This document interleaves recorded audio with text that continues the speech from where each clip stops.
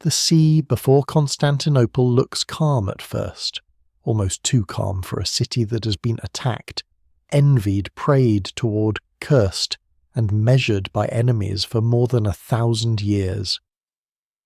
At dawn, the water of the Bosporus turns silver, and the narrow strait seems less like a border than a blade cutting the known world into pieces. On one side lies Europe with its forests, river kingdoms, steppe riders, and ambitious warlords. On the other lies Asia with ancient roads stretching toward Anatolia, Syria, Persia, and the deep interiors of empires older than Rome itself. To the south, the Mediterranean opens like a memory of classical power. To the north, the Black Sea waits behind the straits carrying grain slaves, furs, fish, and rumours from lands many imperial officials never see. Whoever holds this place does not merely hold a city, they hold a hinge in the world. This is where the question begins, not in a simple number of soldiers, not in a list of emperors, not in a map coloured purple to show imperial borders, but in a more difficult mystery: how powerful was Byzantium really? Its enemies often thought it was weaker than it looked. Its ambassadors often made it look stronger than it was. Its people called themselves Romans, even when modern history would later call them Byzantines. Its empire shrank, revived, collapsed, adapted, dazzled, and endured so many times that power itself becomes hard to measure. Was Byzantium powerful because its armies conquered, because its walls refused to fall, because its gold coins were trusted, because its priests' laws, artists, diplomats, spies, and engineers shaped lands far beyond the reach of its soldiers? Or because in an age when most ancient empires disappeared completely, it survived?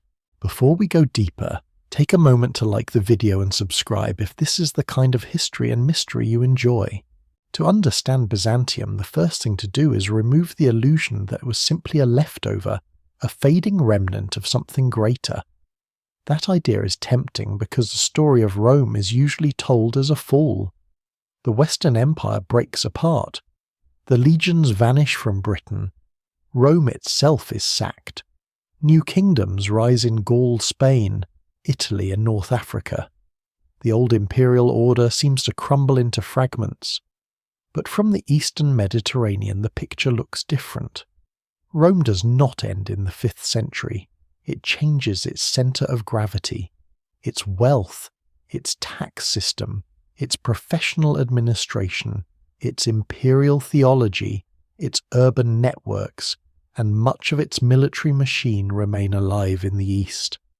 The empire that later historians call Byzantine does not think of itself as a successor state. It thinks of itself as the empire. That self-belief matters. Power is not only metal and manpower, it is also legitimacy, habit, memory, and the ability to make other people act as though your claims are real. In Constantinople, the emperor does not rule as a tribal king among other kings. He rules as the Roman emperor, God's anointed guardian of Christian order, heir to Augustus and Constantine, master of ceremonies that make politics feel cosmic. Foreign envoys entering the palace do not just meet a man in expensive clothing. They pass through controlled spaces designed to overwhelm them. They see silk gold mechanical devices, solemn processions chanting clergy officials arranged by rank, and a ruler elevated behind layers of ritual. Some of it is theatre, but theatre can be a form of power when everyone understands the performance. The city itself is the first great instrument of that performance. Constantinople stands on a triangular peninsula, protected by water on 2 sides, and by colossal land walls on the 3rd. The Golden Horn forms a deep natural harbour sheltering fleets and merchant ships. The Bosporus gives access to the Black Sea and controls passage between continents. The Sea of Marmara connects it to the Aegean and the wider Mediterranean. Few capitals in history have occupied a position so perfectly suited for defence, commerce, and imperial imagination. It can watch Asia and Europe at once. It can tax movement. It can receive grain troops information and luxury goods by sea. It can lose provinces and still remain difficult to kill because the heart of the empire is not stranded inland. It sits behind waterstone and bureaucracy, yet geography alone does not explain Byzantine power. Many cities have good positions and still vanish. What makes Byzantium unusual is that its geography is joined to inheritance. It inherits the eastern provinces of Rome, among the richest and most urbanized regions of the ancient world. Egypt produces grain and tax revenue. Syria is full of cities, craftsmen, merchants, monasteries, and strategic roads. Anatolia supplies soldiers, horses, minerals, and defensive depth. The Balkans connect the empire to the Danube frontier. The Aegean and eastern Mediterranean remain dense with islands, ports' naval routes, and old habits of exchange. This is not a poor remnant clinging to memory. At its height, the Eastern Empire controls some of the most valuable land in the old Roman world, but the evidence remains incomplete when trying to measure that wealth precisely. Ancient and medieval numbers are slippery, armies are exaggerated, tax totals survive unevenly. Chroniclers often write with religious, political, or moral agendas. Coins can show prosperity, but also crisis. Buildings can show ambition, but also the concentration of resources. What survives in the record suggests that Byzantium's power was rarely simple. It could be extraordinarily rich in one century and dangerously overstretched in another. It could field disciplined armies, then struggle to pay them. It could dominate diplomacy, then lose provinces with shocking speed. It could seem almost invincible behind Constantinople's walls, while villages in distant frontiers burned beyond imperial rescue. This contradiction is part of the fascination. Byzantium is powerful, but not in the way a modern audience might expect. It is not always a conquering machine. Often it is a machine for endurance. It survives by combining war negotiation, religion, bribery, intelligence gathering, strategic marriage, controlled retreat, fortification, economic pressure, and sometimes ruthless patience. It can pay one enemy to attack another. It can turn invaders into allies, allies into clients, clients into Christians, and Christians into participants in a world shaped by Constantinople's imagination. It can lose a battle and still win the century. It can sign humiliating treaties and later return stronger. It can present survival as victory and sometimes remarkably make that claim true. The Romans of Constantinople live with a strange awareness of danger. Their city is magnificent, but their world is never safe. To the east, Persia stands as an ancient imperial rival, sophisticated, wealthy, and relentless. To the north, steppe peoples move across the open corridors above the Black Sea and into the Balkans. To the west, Germanic kingdoms occupy former Roman provinces while still borrowing Roman titles, laws, and prestige. To the south, desert frontiers connect the empire to Arab tribes, trade routes, and later the explosive rise of Islam. The empire sits not at the edge of danger, but in the middle of intersecting dangers. Its power is therefore never static. It is always being tested. One lesser-known detail reveals this world of pressure and adaptation. Byzantium often treated information as seriously as fortification. Envoys, merchants, defectors, prisoners, monks, border commanders, and local notables all carried news. Imperial officials needed to know which tribe had moved, which Persian ruler had died, which Arab faction was rising, which Balkan group might be bribed, which general was too ambitious, which tax district was failing, which city could still resist.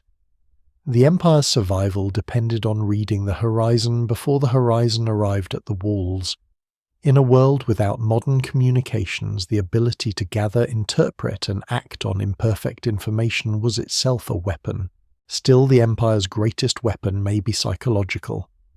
The idea of Rome refuses to die. Even when Latin fades and Greek becomes the dominant language of government and culture, the imperial identity remains Roman. A farmer in Anatolia, a soldier on the eastern frontier, a court official in Constantinople, and a monk copying sacred texts may all inhabit a world where Roman rule is not a nostalgic dream, but a present reality.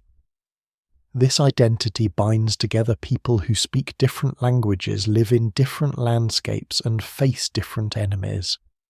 It gives the empire a vocabulary for unity. It says that the emperor is not merely one ruler among many, but the centre of lawful order on earth. Of course, reality is messier. Local identities remain strong. Religious disagreements can tear communities apart. Provincial elites bargain for influence. Soldiers mutiny.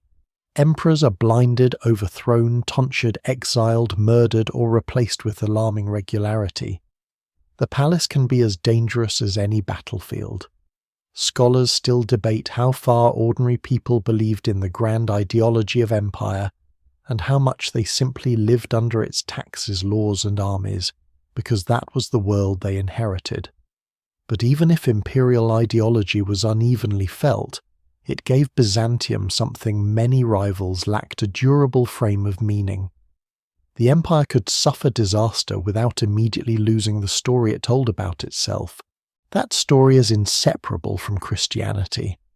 By the time Byzantium emerges as the medieval Roman Empire, Christianity is not just a private faith. It is woven into law, kingship architecture, diplomacy, war charity, timekeeping, and social imagination. The emperor rules under God. Victories can be read as signs of divine favour. Defeats can be interpreted as punishment for sin. Relics protect cities. Icons become objects of devotion and controversy. Bishops can stabilize or divide provinces. Monasteries preserve learning, organize land, and influence politics. This sacred dimension does not make the empire peaceful. It often intensifies conflict. But it gives imperial power a deep emotional language. To defend Constantinople is not only to defend a treasury or a throne, it is to defend a Christian cosmos. And yet, for all its sacred claims, Byzantium is intensely practical. Its officials count, classify, tax record, regulate, and negotiate. The empire preserves a Roman instinct for administration. Roads, forts, customs, duties, legal codes, grain supplies, land registers, military payrolls, and court hierarchies may sound less dramatic than battles, but they are the hidden bones of power. A king may win loyalty through charisma. A nomadic confederation may rise through mobility and conquest. A city-state may thrive through trade. Byzantium does all of these at times, but its deepest strength lies in organized continuity. It can turn resources into policy across generations. This does not mean it is efficient by modern standards. Corruption exists. Tax burdens can be heavy. Court politics can distort military decisions. Powerful families accumulate land and influence. Provincial soldiers can be neglected. The central government can misunderstand the frontier.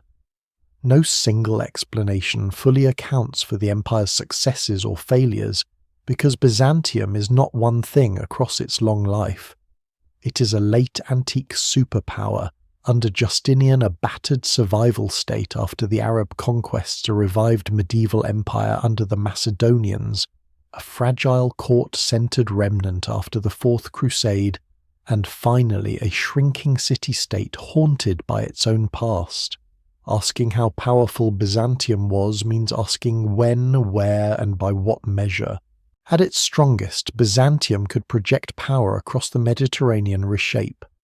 The politics of Italy and North Africa fight Persia, command fleets, build monuments that stunned the world, regulate trade, mint reliable gold, and claim universal authority. At its weakest, it could barely defend its remaining lands, rely on foreign mercenaries, plead for help from Western Christians who did not fully trust it, and watch enemies close in around Constantinople like water around a sinking stone. But the astonishing thing is not that Byzantium eventually falls. Every empire falls if the timeline is long enough. The astonishing thing is how often it does not fall when it seems that it should. That endurance begins with the city on the strait, but it does not end there. The Bosporus is only the visible line. Beneath it lies a deeper crossing between ancient and medieval worlds. Byzantium carries Roman law into Christian monarchy. It carries Greek learning into Orthodox civilization. It carries imperial ceremony into Slavic courts, and later into Russian political imagination. It carries classical forms into mosaics, icons, domes, manuscripts, and liturgies that outlive the empire itself. Its power is therefore partly military, partly economic, partly religious, partly cultural, and partly spectral. Long after its armies are gone, its shadow remains. So the first answer is this: Byzantium was powerful because it made survival look like destiny. It stood at the center of roots that other powers needed. It inherited Roman structures when the Western Empire fractured. It built a capital that could resist siege after siege. It fused imperial authority with Christian meaning. It learned to bend without always breaking. But this power was never effortless. It had to be rebuilt repeatedly from crisis, plague, invasion, theological conflict, financial exhaustion, and the ambitions of men who wore the crown while fearing the knife. To see how deep that power ran, the story must move from the water and walls of Constantinople into the older Roman world that gave the empire its name, its habits, and its dangerous confidence that history itself still belonged to Rome. Rome does not disappear all at once. It fades unevenly like a fire dying in one room, while another chamber still burns bright enough to light a palace. In the West, the old imperial structure fractures under pressure from civil war, fiscal strain, military dependency, political assassination, and the movement of armed peoples across borders that had once seemed permanent. Britain slips away. Gaul becomes a landscape of competing commanders and new kingdoms. Spain changes hands.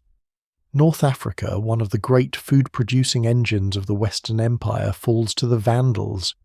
Italy itself becomes a prize fought over by generals, emperors, barbarian kings, and men who still understand the value of Roman titles even as Roman authority weakens beneath them. The year 476 later becomes a convenient marker, the supposed fall of the Roman Empire, but at the time the world is less tidy. The imperial court in Constantinople still stands. The emperor still appoints, recognizes, refuses, commands and remembers. From the Eastern point of view, what has happened in the West is not the death of Rome. It is a terrible loss of control. This is one of the most important keys to Byzantine power. The empire that survives in the East does not begin as a medieval curiosity.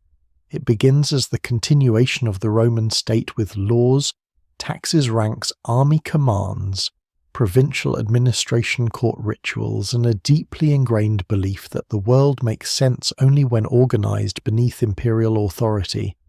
Its people do not wake one morning and decide to become Byzantine.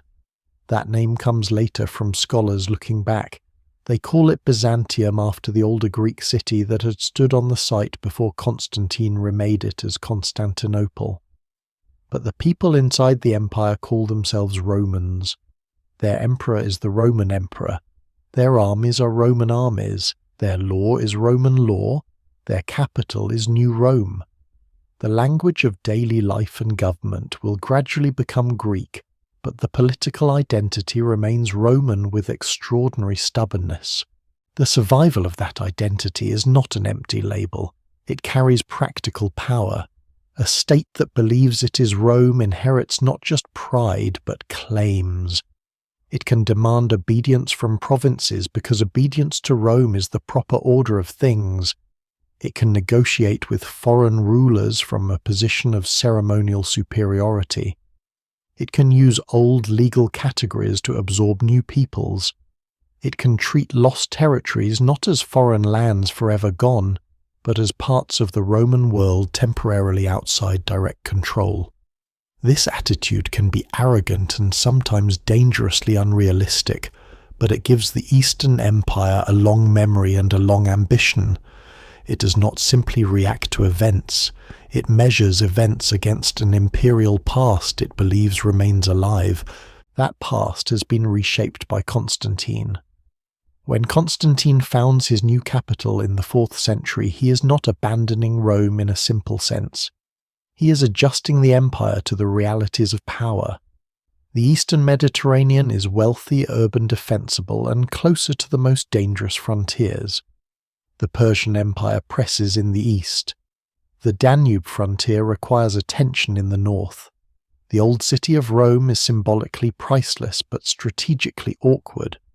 Constantinople, by contrast, is placed where army ships grain and messages can converge. It is a Roman answer to a changing world. Its foundation also fuses imperial power with the rising force of Christianity. The empire is no longer merely the heir of pagan Rome. It becomes a Christian empire, and that transformation gives later Byzantium one of its deepest sources of strength and conflict. The Eastern Empire inherits a bureaucracy that can survive individual rulers. This may sound unromantic, but it is essential. Emperors come and go. Some are brilliant, some are mediocre, some are children usurpers, soldiers, theologians, or palace products shaped by intrigue. But the administrative machine, though often imperfect, gives the state continuity. Officials record land, assess taxes, manage supplies, supervise cities, oversee legal disputes, regulate ranks, issue documents, and move resources toward the army and capital.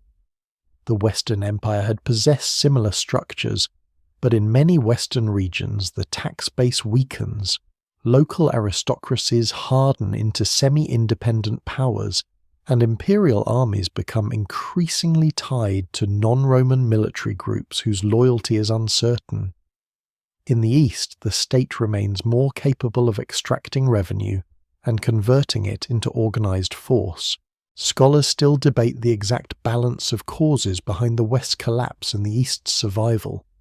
Some emphasize economics, some point to geography, some stress political instability, military recruitment disease, climate internal divisions, or the accidents of leadership. The evidence remains incomplete, especially because surviving sources are uneven and often written by elites with their own assumptions.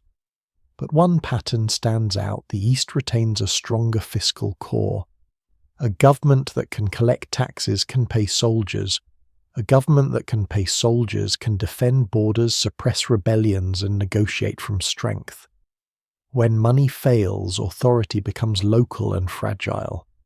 When money flows even imperfectly, the state can still act. Gold is one of the quiet foundations of Byzantine power. The solidus, the late Roman gold coin, becomes famous for its reliability.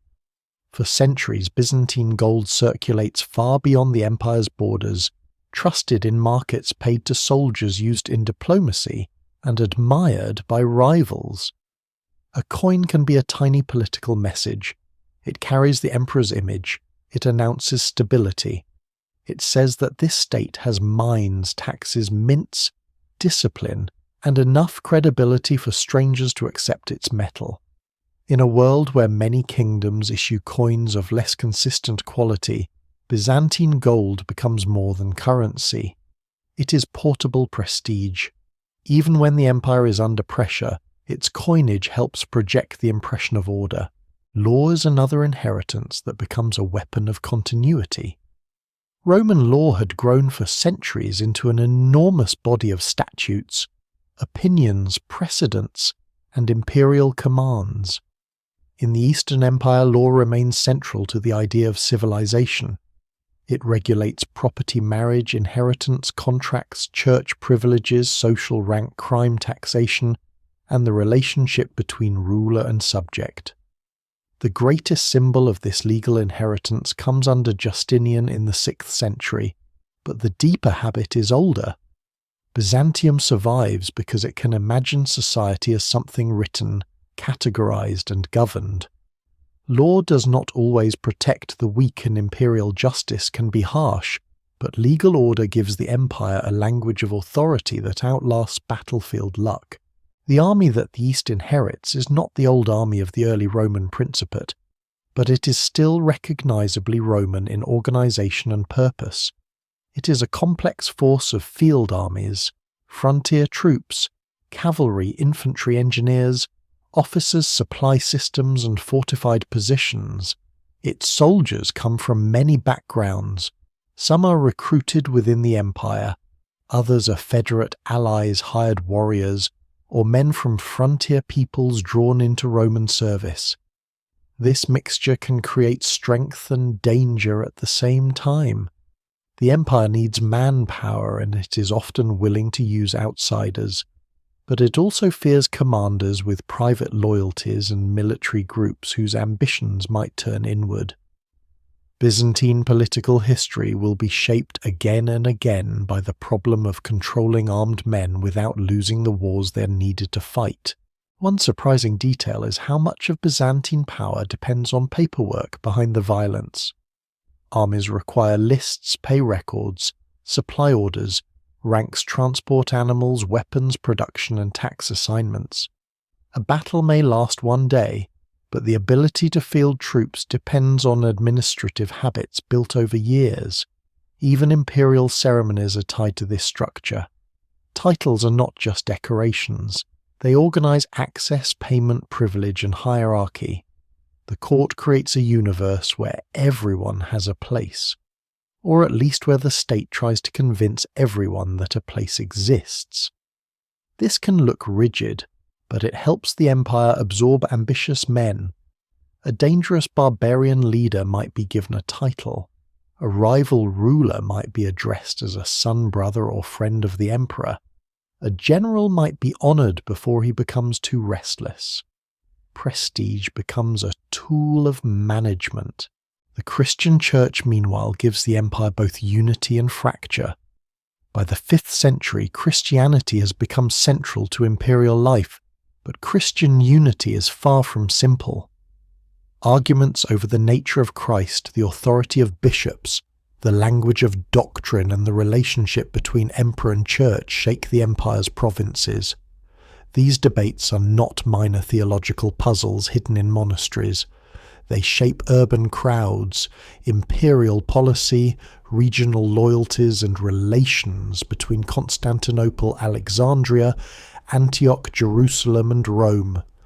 The emperor is expected to defend true doctrine, but when emperors intervene, they can alienate entire communities. Religion strengthens imperial legitimacy, yet religious division can weaken imperial cohesion. No single explanation fully accounts for Byzantium's later losses in Syria and Egypt, but religious alienation is one part of the background scholars continue to examine carefully. In the early centuries of Byzantine history, the empire's world remains recognizably late antique. Great cities still matter. Antioch, Alexandria, Ephesus, Thessalonica, and many others form networks of trade, administration, learning, and ecclesiastical influence. Roads and sea routes connect provincial elites to Constantinople. Public entertainment, baths, forums, churches, markets, and civic traditions continue, though they change over time. The empire is not yet the smaller, more militarized medieval state it will become after the 7th century crises. It is still a vast Eastern Roman system, wealthy enough to dream of restoring the West, and confident enough to believe that history has made it the guardian of the order. But this confidence hides weaknesses. The empire's power depends on constant extraction from land and people. Taxes support armies and court splendor, but heavy taxation can create resentment. Urban life is impressive, but cities are vulnerable to plague, earthquake, famine, and war. Religious unity is proclaimed but often contested. Military success depends on competent leadership, yet imperial politics can remove good commanders and elevate dangerous favourites. The state is strong but not invulnerable. It carries within itself the tension of every large empire. The centre needs resources from the provinces, while the provinces need protection from the centre. When that bargain works, Byzantium looks formidable. When it breaks, loyalty thins. The fall of the Western imperial court sharpens the Eastern Empire's sense of responsibility. Constantinople can now present itself as the last fully legitimate Roman centre. Western kings may rule in former Roman lands, but many seek recognition from the Eastern Emperor because Roman legitimacy still matters. Theodoric in Italy, for example, rules as a Gothic king, but also operates within a Roman political language, balancing his own military power with the prestige of imperial approval. This gives Constantinople influence even where it lacks direct control. It can confer titles, endorse rulers, refuse recognition, and keep alive the idea that the West remains part of an imperial order waiting to be corrected. That idea becomes dangerous because it tempts emperors to act. The dream of restoration is not merely sentimental. North Africa has grain and revenue. Italy has prestige. The Western Mediterranean has strategic value. If the Eastern Empire has the money, ships, and generals, why should it accept the permanent loss of lands that once belonged to Rome? This question will become explosive under Justinian, but its roots lie in the earlier survival of the East. Byzantium is powerful enough to imagine recovery, and imagination can be one of the most expensive forces in history. For now, the empire stands in a position of remarkable strength. It possesses a capital almost impossible to rival, a functioning tax system, a respected currency, an imperial church, a professional bureaucracy, a legal tradition, and access to the wealth of the Eastern Mediterranean. It also possesses the most dangerous inheritance of all, the conviction that it has not merely survived Rome but remains Rome.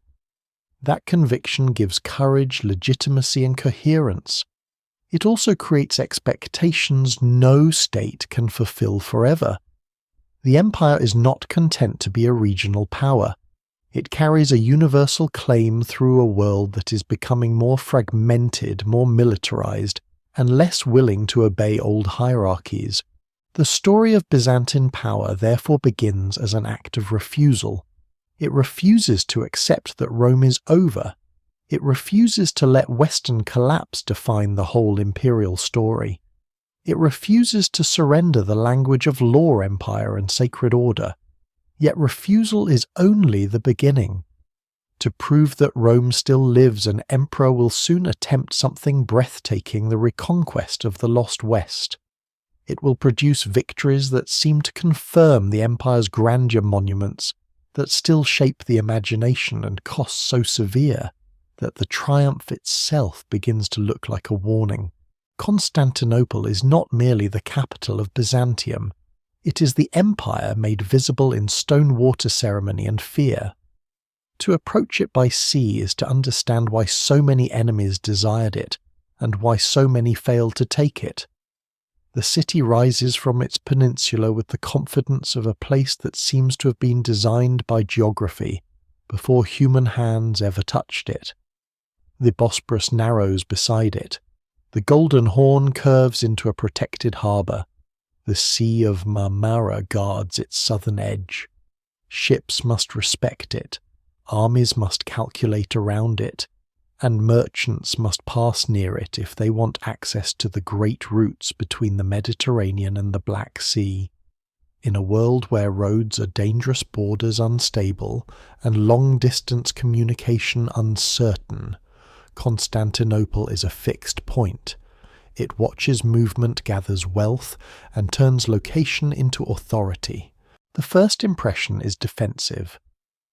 The land walls of Constantinople do not look like ordinary walls. They are a system, a layered argument in stone against the possibility of conquest. The Theodosian walls stretch across the western approach, where the peninsula meets the European mainland. An attacker does not face a single barrier, but a sequence of obstacles ditch outer wall, inner wall towers, killing grounds, gates and defenders able to move along elevated positions. Even damaged by earthquakes and repaired in haste, these walls become one of the most formidable defensive structures of the medieval world. They allow the city to survive moments when the empire beyond the walls is burning, retreating, starving, or divided.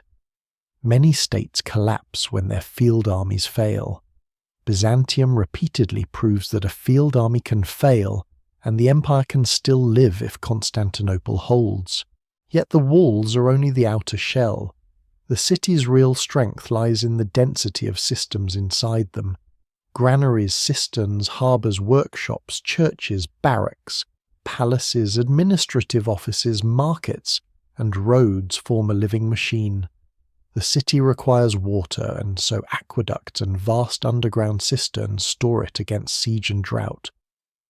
The basilica cistern, with its forest of columns standing in dim water, is one of the most haunting survivals of this hidden infrastructure. It reminds us that imperial power is often buried. A throne room dazzles foreign envoys, but a cistern keeps people alive. A golden mosaic proclaims divine order, but a grain store prevents panic. The spectacle of Constantinople rests on practical foundations. The city is also a harbour empire. Its waterfronts connect it to regions that may be politically unstable, yet commercially vital. Grain, olive oil, wine timber, wax honey metals, silk slaves, horses and military supplies move through networks that shift over centuries. The Golden Horn can be blocked by a great chain in times of danger, a detail that later becomes famous in siege narratives, but in ordinary times it's a place of loading, bargaining, shouting, sailors, customs officials, warehouses, and ships from many worlds. The empire's power depends on the sea not only for trade but for strategic flexibility. A fleet can move troops faster than an army marching over broken roads. A capital supplied by water can withstand pressures that would starve an inland court. The palace district expresses another kind of power. The Great Palace of Constantinople is not just a residence. It is a ceremonial landscape where politics becomes choreography. Halls, courtyards, chapels, reception rooms, corridors and guarded thresholds shape how people encounter the emperor. To modernize, ceremony can look decorative, but in Byzantium it is administrative and psychological. Every rank has a place. Every robe, gesture, acclamation and approach to the throne communicates hierarchy. Foreign ambassadors are guided through spaces designed to produce awe. Imperial ritual turns distance into dominance. The emperor may be physically vulnerable, surrounded by intrigue and dependent on officials, guards, factions and family, but ceremony presents him as immovable, almost cosmic. What survives in the record suggests that some palace displays deliberately used mechanical wonders. Later descriptions speak of artificial birds, roaring lions, rising thrones, and glittering objects meant to astonish visitors. Scholars still debate details, and not every description can be treated as a neutral report. But the broader point is clear: Byzantium understands that diplomacy begins before a word is spoken. A foreign envoy who feels small inside the palace may carry that feeling home. The empire may not need to defeat every rival on a battlefield if it can convince them that Constantinople is too wealthy, too ancient, too sacred, and too dangerous to challenge casually. At the centre of the city's sacred imagination stands Hagia Sophia. Built under Justinian after the Nika revolt destroys an earlier church, it is more than architecture. It is an imperial statement made in brick marble light and impossible space. Its dome seems to float above the nave, carried by engineering that still gives the building an almost unreal quality. The interior catches light in ways that make material surfaces appear unstable, as though stone and gold have become atmosphere. For Byzantine worshippers, imperial visitors, monks, soldiers and envoys, Hagia Sophia communicates that Constantinople is not merely rich, it is chosen. The empire's political claim is fused with sacred presence. There is a danger in believing too deeply in such symbolism. A city that sees itself as protected by God may interpret victory as proof of righteousness, and defeat as moral failure. This can inspire repentance, unity reform or fanaticism depending on the moment. When enemies threaten the city, relics and icons may be carried in procession. Walls are defended by soldiers but also by prayer. The boundary between military strategy and sacred drama becomes thin. No single explanation fully accounts for the morale of Constantinople during sieges, but the city's religious identity clearly helps turn defense into a spiritual act. To surrender the capital is not just to lose territory, it is to wound the order of the world. At street level, however, Constantinople is not an abstract holy city. It is crowded, noisy, unequal, and alive. Merchants argue in markets, monks move through busy streets, soldiers drink and gamble, aristocrats travel with attendants, craftsmen work in metal, glass, ivory, cloth, and leather. Poor residents crowd into neighborhoods where fire and disease are constant fears. The smell of the sea mixes with animals, smoke, spices, sewage, incense, and food. Imperial grandeur does not erase ordinary hardship. A city that can impress ambassadors can also terrify its own rulers with riots. The people of Constantinople are not passive scenery. They can gather, chant, demand, celebrate, and rage. The Hippodrome is one of the places where that urban energy becomes political. Chariot racing factions, especially the Blues and Greens, are more than sport supporters in certain periods. They connect entertainment, social identity, street organization, and imperial politics in complicated ways. The Nika Revolt of 532 shows the danger clearly. What begins around factional unrest becomes a massive uprising that nearly topples Justinian.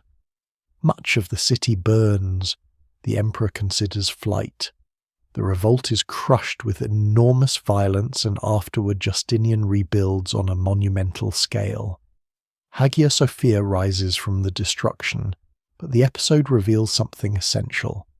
Constantinople is both fortress and volcano. Its population gives the empire energy, labor taxes, legitimacy and spectacle, yet it can also threaten the throne from within. The city's wealth draws people from everywhere. Armenians, Syrians, Greeks, Jews, Italians, Slavs, Arabs, Rus and others appear in different centuries as merchants, captives, diplomats, soldiers, craftsmen, slaves, pilgrims, refugees or residents. The empire often imagines itself as ordered and hierarchical, but the capital is a crossroads where cultures meet under imperial supervision. Languages overlap. Goods carry stories. News arrives from frontiers long before official reports are fully understood. Constantinople is a listening post disguised as a metropolis. Its markets and harbours bring not only wealth, but intelligence. A rumour in the docks may matter as much as a dispatch from a general. The imperial bureaucracy also gives the city a memory. Documents accumulate, laws are issued, tax records are kept, petitions are heard, promotions are recorded. The empire's ability to govern depends on the written word, and Constantinople is the great sorting house of that written world.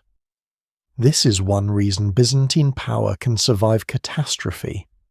When provinces are lost, officials can reorganize what remains. When armies are destroyed, new fiscal arrangements can be attempted. When dynasties fall, the offices continue. The evidence remains incomplete for many administrative details, especially in moments of crisis, but the persistence of government is unmistakable.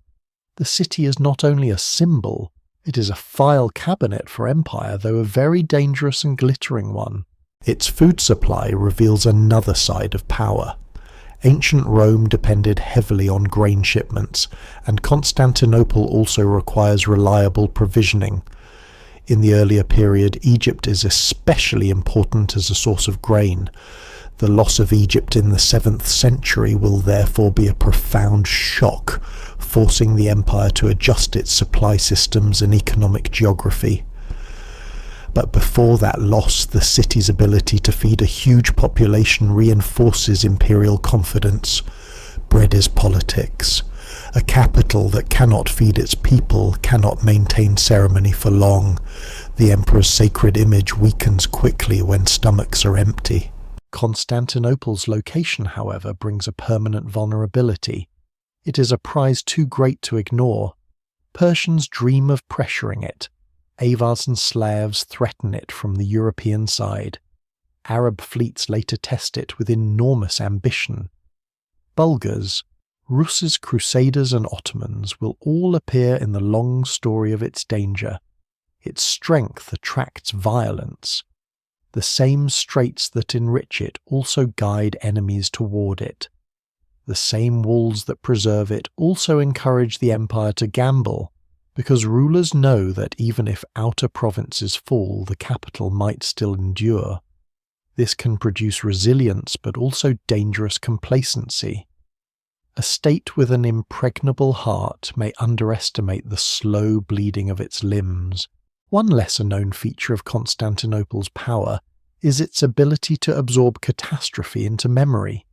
Fires, earthquakes, riots, sieges, plagues, and usurpations scar the city, but each recovery adds to the myth of survival. A repaired wall is not only repaired stone, it becomes proof that the city has endured again.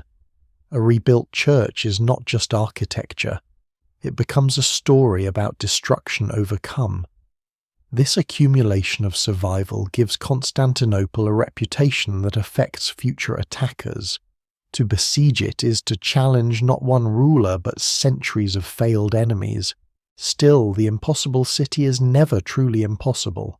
Its defences require maintenance, its fleets require funding, its food supply requires secure routes, its unity requires political skill, its sacred confidence can be shaken, its population can be divided, its allies can become enemies.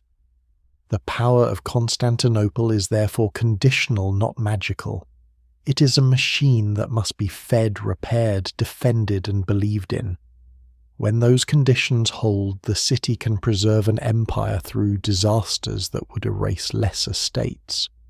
When they fail, even the greatest walls become witnesses rather than shields. For centuries, though, Constantinople makes Byzantium more powerful than its territory alone would suggest. It allows the empire to survive contraction. It amplifies diplomacy. It anchors identity. It stores wealth, ritual lore, and memory. It turns geography into strategy and strategy into myth. From its harbours, rulers can dream of reconquest. From its churches, they can imagine divine favour. From its walls, they can watch enemies gather and still believe that time is on their side. That belief is about to reach one of its most dramatic tests, because a ruler will soon sit in the palace and decide that survival is not enough. He will look west across the Mediterranean toward lost provinces and ancient prestige and attempt to make the Roman world whole again. Justinian rules as though the past is not past.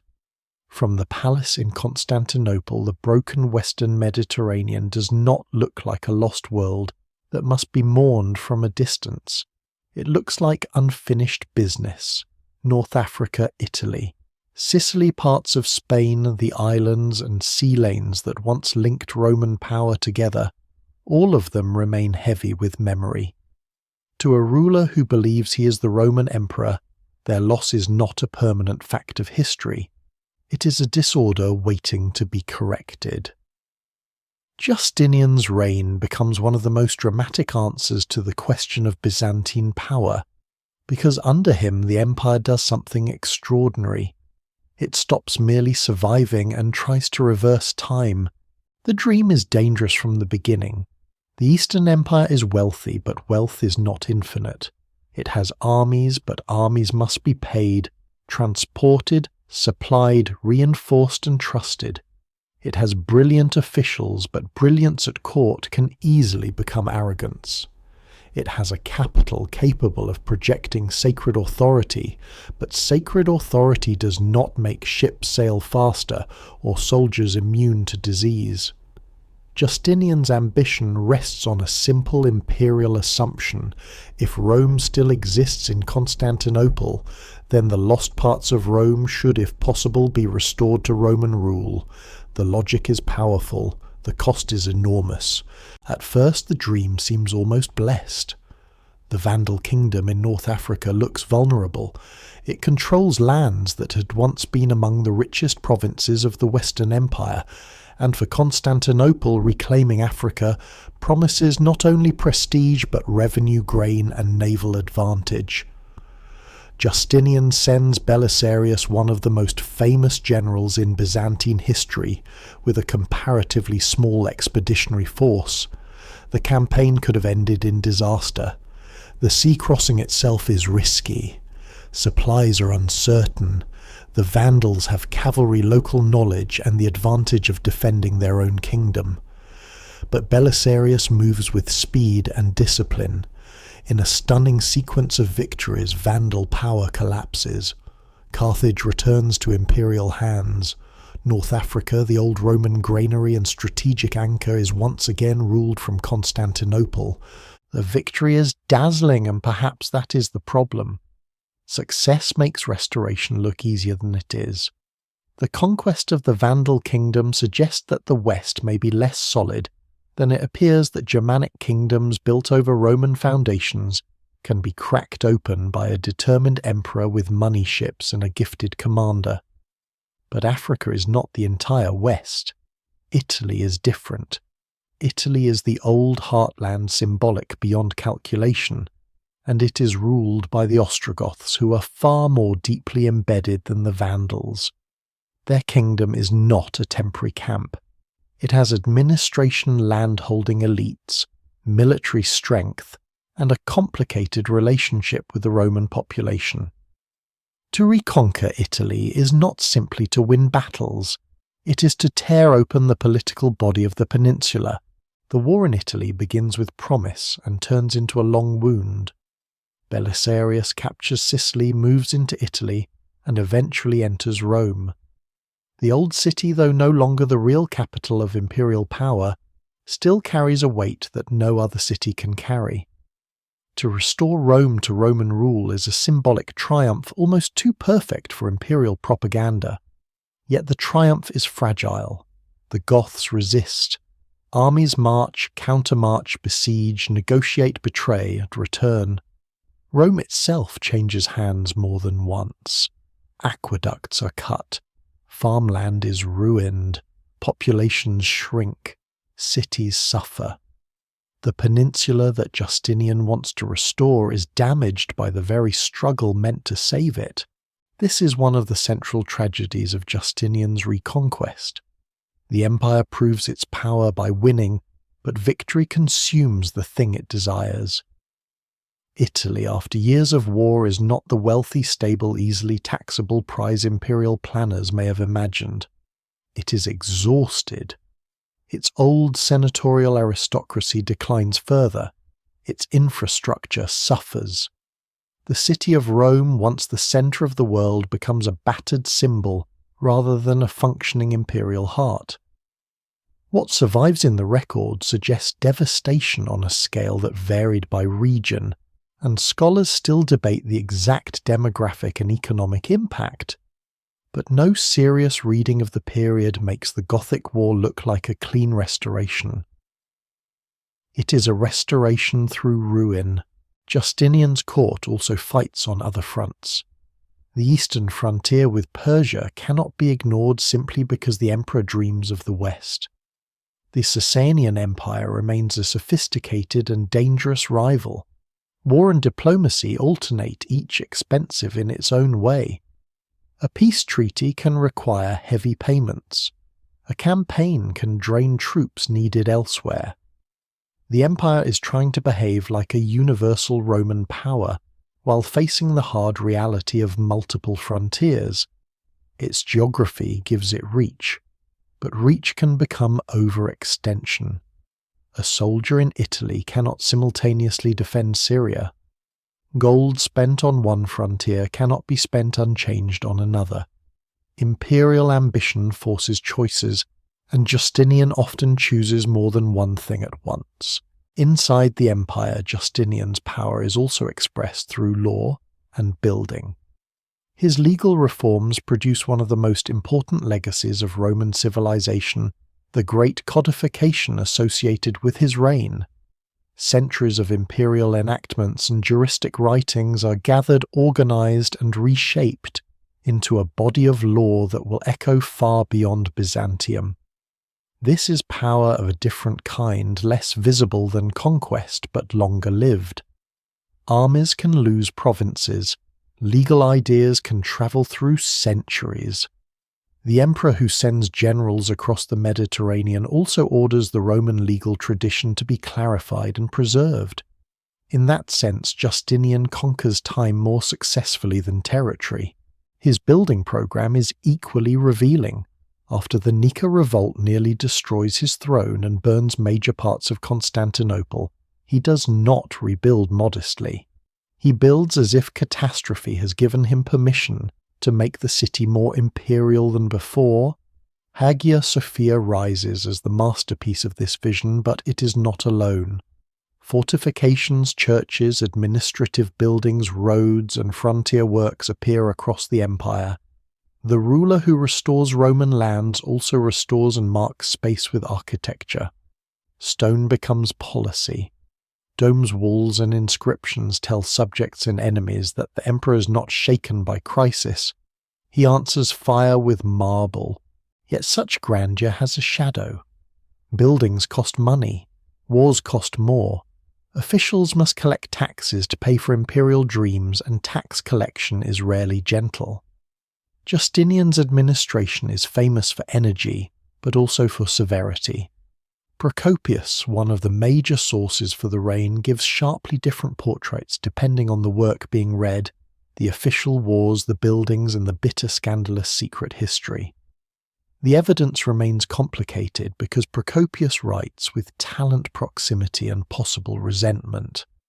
But even if his darkest claims are treated carefully, they point toward a reality familiar in many empires. The magnificence of the centre may be felt in the provinces as pressure. The Nika revolt reveals how dangerous that pressure can become. In 532, anger tied to factional politics, executions, taxation, and hostility toward officials erupts in Constantinople. The hippodrome becomes the centre of rebellion. The cry of Nika, meaning conquer, turns from sporting chant into political threat. Fires spread. A rival emperor is proclaimed. Justinian reportedly considers fleeing, and whether every detail survives accurately or not, the crisis is clearly severe. The revolt is crushed with massive bloodshed. Afterward, Justinian's authority is secure, but the lesson is chilling. The empire's greatest city can almost devour its emperor from within. One lesser-known aspect of Justinian's reign is how deeply it depends on individuals who are both indispensable and dangerous. Belisarius wins extraordinary victories, but a victorious general is always a possible rival in Roman political imagination. Narses, another key commander, later plays a decisive role in Italy. Theodora, Justinian's empress, appears in the sources as a formidable political actor, especially during the Nika crisis. John the Cappadocian, a powerful financial official, helps fund the imperial machine but becomes widely hated. Justinian's power is not the work of one man alone. It is a court system of talent, fear, ambition, loyalty, and suspicion. That system can produce astonishing results, but it can also poison itself. By the end of Justinian's reign, the map looks magnificent. North Africa has been recovered. Italy has been reconquered after brutal struggle. Parts of southern Spain are under imperial control. The Mediterranean begins to look, at least in imperial imagination, more Roman again. If power is measured by ambition fulfilled, Justinian's Byzantium is one of the most powerful states of its age. It defeats kingdoms, rebuilds the capital, codifies law, dominates ceremony, and claims a universal mission with unusual confidence. But if power is measured by resilience after victory, the picture darkens. The empire has stretched itself across sea lanes and war zones. Italy is damaged. The Persian frontier remains dangerous. The treasury has been strained. The population will soon face a disaster no emperor can command away. Justinian's dream shows what Byzantium can do when its inherited Roman machinery is pushed to its limit. It also shows the hidden cost of proving that Rome is still alive. The empire has reached for the old Mediterranean world and grasped much of it, but the hand that closes around those conquests is already trembling. The empire that emerges from Justinian's victories looks larger on a map than it feels in its bones. The purple spreads again across North Africa, Italy, the islands, the eastern Mediterranean, and the old imperial heartland around Constantinople. To a distant observer, this might look like restoration. To a tax collector, a soldier, a widow in a ruined Italian town, a farmer in a plague-struck village, or a frontier commander watching Persian movements, it feels more like strain. Byzantium has proved that it can still conquer, but conquest has not solved the deeper question of endurance. It has multiplied the number of places that must be defended, funded, supplied, repaired, and persuaded that Roman rule is worth obeying. Then disease enters the story with a force no ceremony can soften. In the 6th century, the plague associated with Justinian's reign spreads through the empire and beyond, carried by the same connected world that had made imperial power possible. Ships, ports, grain routes, armies, merchants, and cities become channels of contagion. Constantinople, the great collecting point of people and goods, suffers terribly.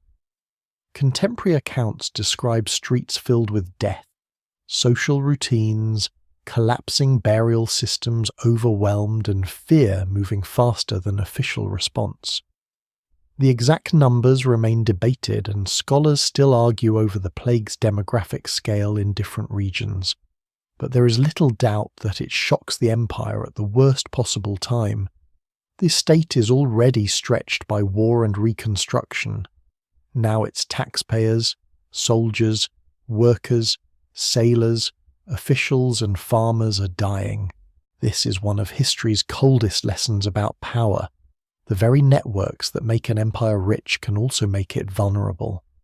A small isolated kingdom may be poor, but disease moves slowly through empty distances. Byzantium is not isolated. It is connected by sea lanes, roads, markets, military movement, and administrative circulation. Its strength is circulation, and circulation becomes danger. Grain ships that feed the capital may also bring rats, fleas, and infection. Ports that gather wealth gather sickness. The empire is not punished because it is backward, but because it is sophisticated enough to be exposed. The plague does not simply kill people, it interrupts confidence. A tax system depends on cultivators, assessors, transporters, and predictable local production.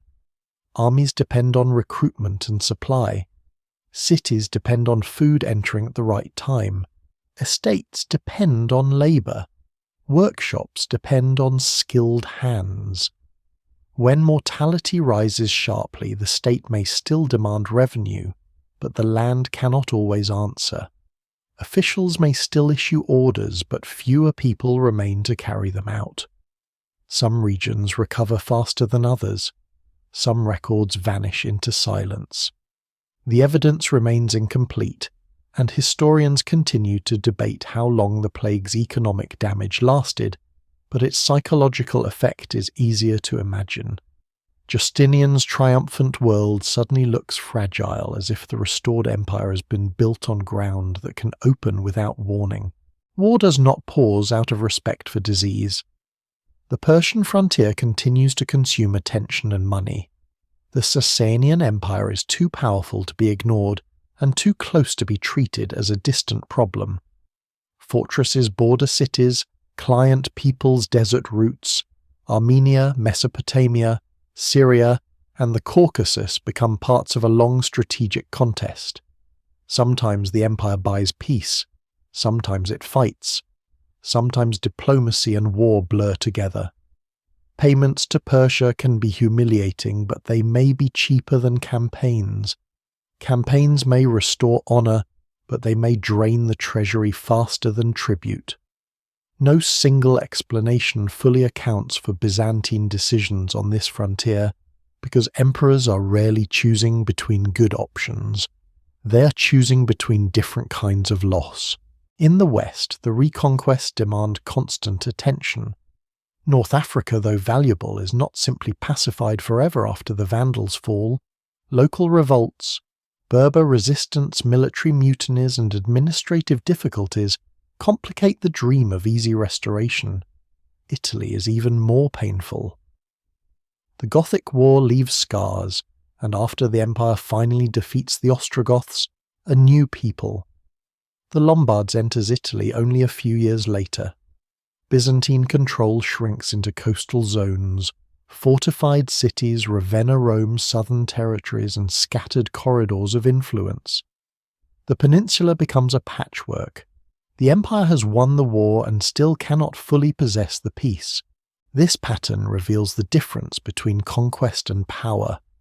Conquest is the moment a flag rises, a city surrenders, a rival king falls, or a general sends news of victory. Power is what happens afterward. It is the ability to collect taxes without revolt, defend roads without exhausting the army, appoint officials who are obeyed, keep local elites cooperating, supply garrisons, repair walls, and make ordinary people accept that the new order is permanent.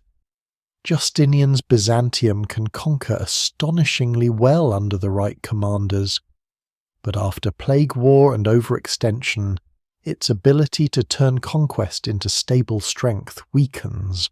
At court, the empire still performs confidence. It cannot afford not to. The emperor must appear as the guardian of order even when the order is cracking. Ceremonies continue. Laws are issued. Coins are minted. Churches are built or repaired. Victories are celebrated. Defeats are explained. This is not mere denial. A state survives partly by insisting on continuity. If the emperor visibly admits that the world is falling apart, the fall may accelerate. Byzantine power depends on the management of perception as much as resources. Yet perception has limits. A gold coin cannot fight if there are not enough soldiers. A procession cannot harvest fields. A title cannot restore a ruined aqueduct. The human cost is harder to see in grand narratives, but it is everywhere beneath them. A peasant household in Anatolia may not care whether Italy has been restored, except that taxes rise and sons are taken for service. A merchant may profit from imperial ports, then lose everything when plague closes markets or piracy increases. A soldier may march from one frontier to another, surviving Persians only to face disease, poor pay, or a commander's mistake. A city may welcome Roman liberation from a Gothic ruler, then discover that liberation brings siege, requisition, and hunger. What survives in the record often comes from elites, but the empire's power rests on these ordinary lives, on people who rarely shape policy yet carry its weight. One lesser-known feature of this period is the role of environmental stress alongside human conflict. The 6th century includes episodes of climatic disturbance, including unusual cold and dimming reported in several regions after major volcanic activity. Scholars still debate the scale and regional effects, but these conditions may have worsened harvests and social stress in parts of the late antique world. When climate instability, plague and war overlap, causation becomes difficult to untangle. It would be too simple to say one disaster breaks the empire. Instead, pressure accumulates. Each crisis reduces the margin for surviving the next. By the later 6th century, Byzantium remains formidable, but the age of easy confidence is gone. The empire is still rich compared with many neighbours. Constantinople still dominates the straits. Roman law and administration still function. Imperial armies still fight from Italy to the east. But the state is thinner than it appears. It has inherited too many obligations from its own victories. It must defend restored lands, old frontiers, sacred claims and economic networks with resources damaged by disease and war. Its enemies do not see a dead empire. They see a great one that has begun to tire. That exhaustion matters because the worst is not yet over. A weakened empire can recover if given time, but Byzantium will not be given enough. The struggle with Persia, already ancient and costly, is about to become apocalyptic in scale. The two great powers of the Near East will fight not merely for border advantage, but for survival, prestige, holy cities, and imperial destiny. Their war will burn across the very provinces that make Byzantium wealthy and coherent, and when it is over, both empires will stand wounded, believing perhaps that the old rivalry has finally reached its conclusion. They will not yet understand that beyond the deserts to the south, a new force is gathering, one that will transform the entire world they thought they were fighting to control. The war between Byzantium and Persia feels at first like the return of an old nightmare. These two empires know each other too well. For centuries, Rome and the Sasanian Persian Empire have faced one another across the eastern frontiers, testing forts, cities, deserts, mountains, client kingdoms and borderlands where loyalty can change with the season. Neither side is a barbarian shadow at the edge of civilization. Persia is organized, ancient, wealthy and imperial in its own right, with court ritual, roads, armies, noble houses, religious authority, and a memory of kingship as deep and proud as Rome's. Byzantium may see itself as the guardian of Christian order, but Persia does not see itself as a lesser power. It sees a rival empire and sometimes a rival world. By the early 7th century, this rivalry becomes something more dangerous than a frontier contest. It becomes a struggle that tears open the eastern Mediterranean. The Emperor Maurice, who had helped restore the Persian king Khosrow II to his throne, is overthrown and killed by Phocas. Khosrow uses the murder as both grievance and opportunity. Whether he is truly avenging Maurice or simply seizing the moment remains a matter of interpretation, but the result is clear.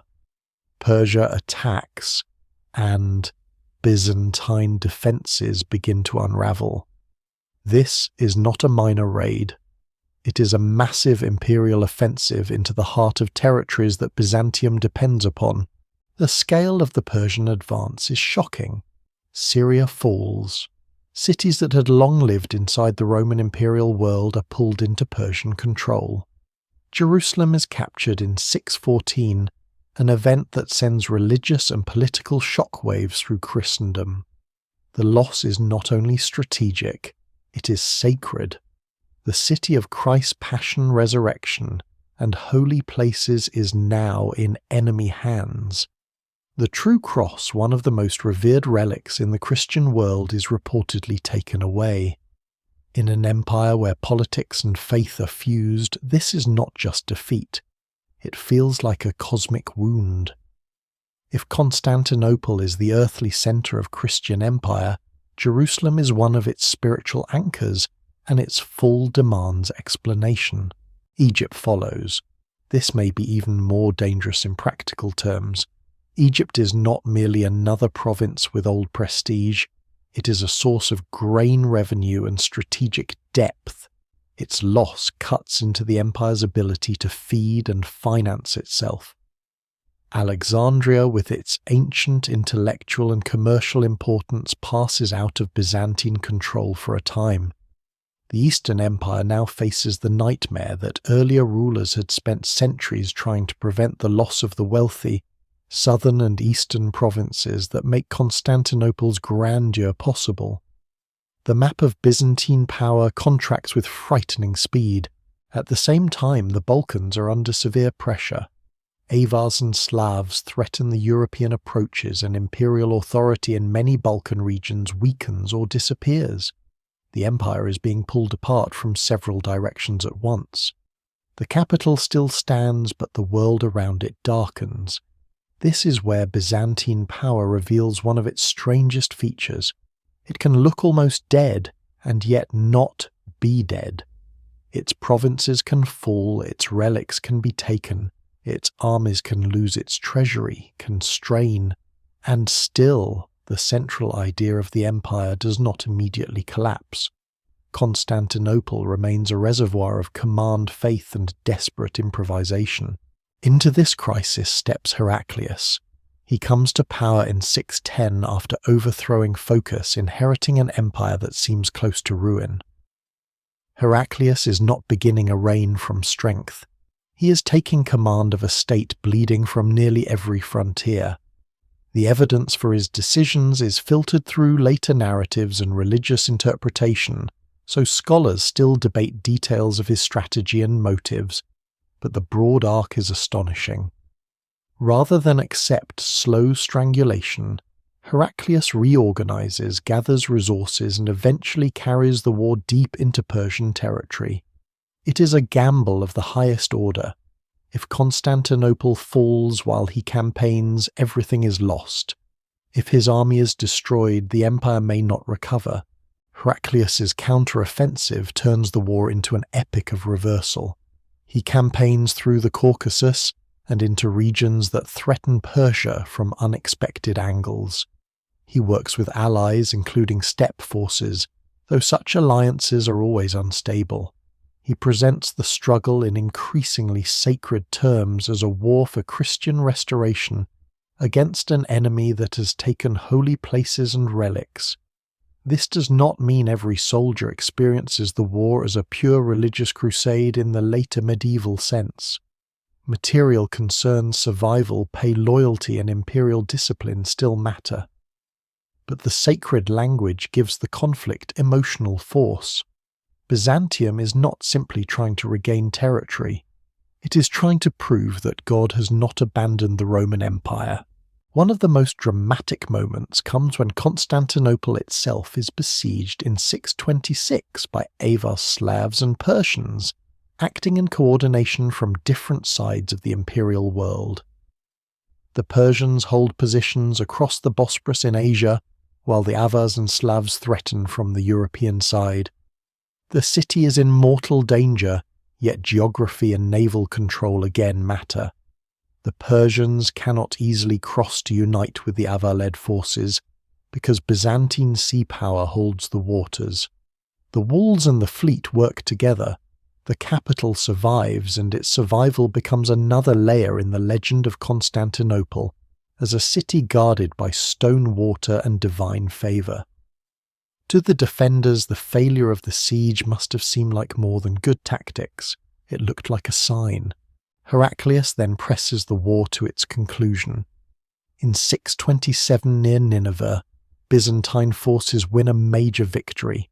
Soon after, Persian political order collapses into internal turmoil.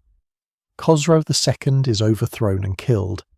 The Sasanian state, exhausted by war and elite conflict, is forced to make peace. The lost provinces are restored. The true cross is returned, and Heraclius's recovery of the relic becomes one of the most powerful symbolic scenes of the age. For a moment, Byzantium appears to have risen from catastrophe into triumph. The empire has lost Syria, Palestine, and Egypt then regained them.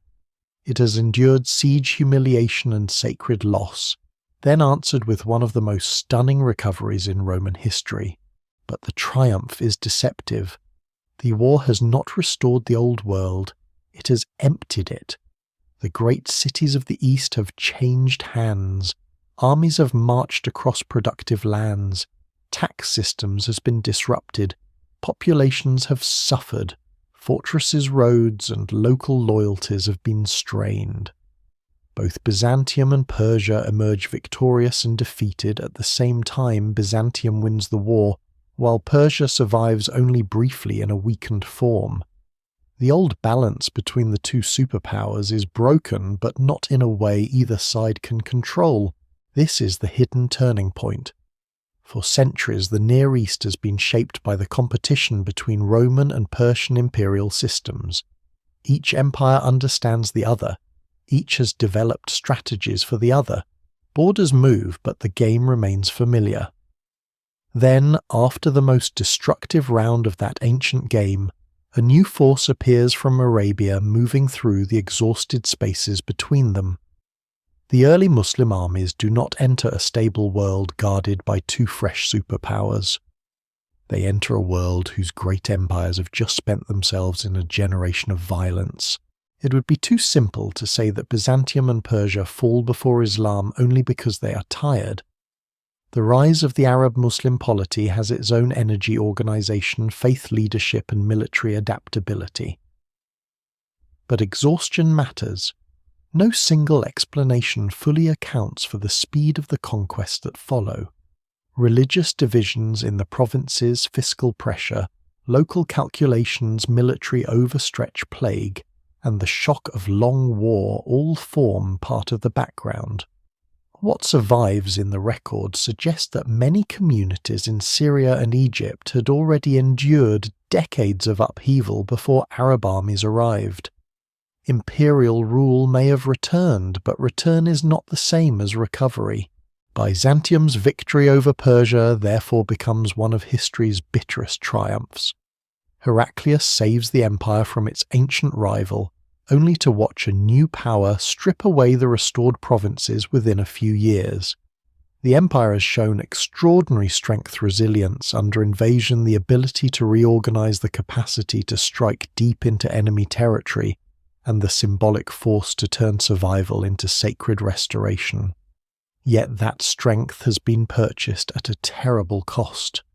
The army is tired, the treasury is strained, the provinces are unsettled, the old enemy is broken, but the world beyond the desert is no longer waiting quietly. The question of Byzantine power now changes shape. Before, power could mean restoration, universal authority, and the defense of an old Roman world. After the Persian War, power increasingly means survival after amputation. Byzantium will lose lands that once seemed essential to its identity and economy. It will be forced to become smaller, harder, more militarized, and more adaptive. The empire that once dreamed of ruling the Mediterranean will have to learn how to live without much of it. And the speed of that transformation begins with a shockwave from Arabia, moving north into the tired provinces of the Roman East. The Arab conquests arrive so quickly in the old Roman East that they seem in hindsight almost impossible. Only a few years earlier, Heraclius has restored the provinces lost to Persia and returned the most sacred symbols of Christian victory to imperial hands. The empire has survived the unthinkable. Jerusalem has been recovered. Egypt is once again Roman. Syria, the land of ancient cities, monasteries, trade roads, and frontier armies, appears to have been pulled back from disaster. But restoration has barely hardened into reality before another force enters the exhausted landscape. This time the attack does not come from the familiar Persian imperial world. It comes from Arabia, from a new religious and political movement that the old empires have not fully understood until it is already transforming their future. Byzantium has known Arab peoples for centuries. They are not unknown figures appearing from nowhere. Arab tribes have served as allies, clients, raiders, merchants, frontier guards, and intermediaries along the desert edges of Syria, Palestine, and Mesopotamia. The empire has worked through Arab federates before, especially in border zones where desert mobility matters more than imperial paperwork. But the early Muslim community creates something different, a new kind of unity energized by faith leadership military movement and the chance to redirect Arabian power outward.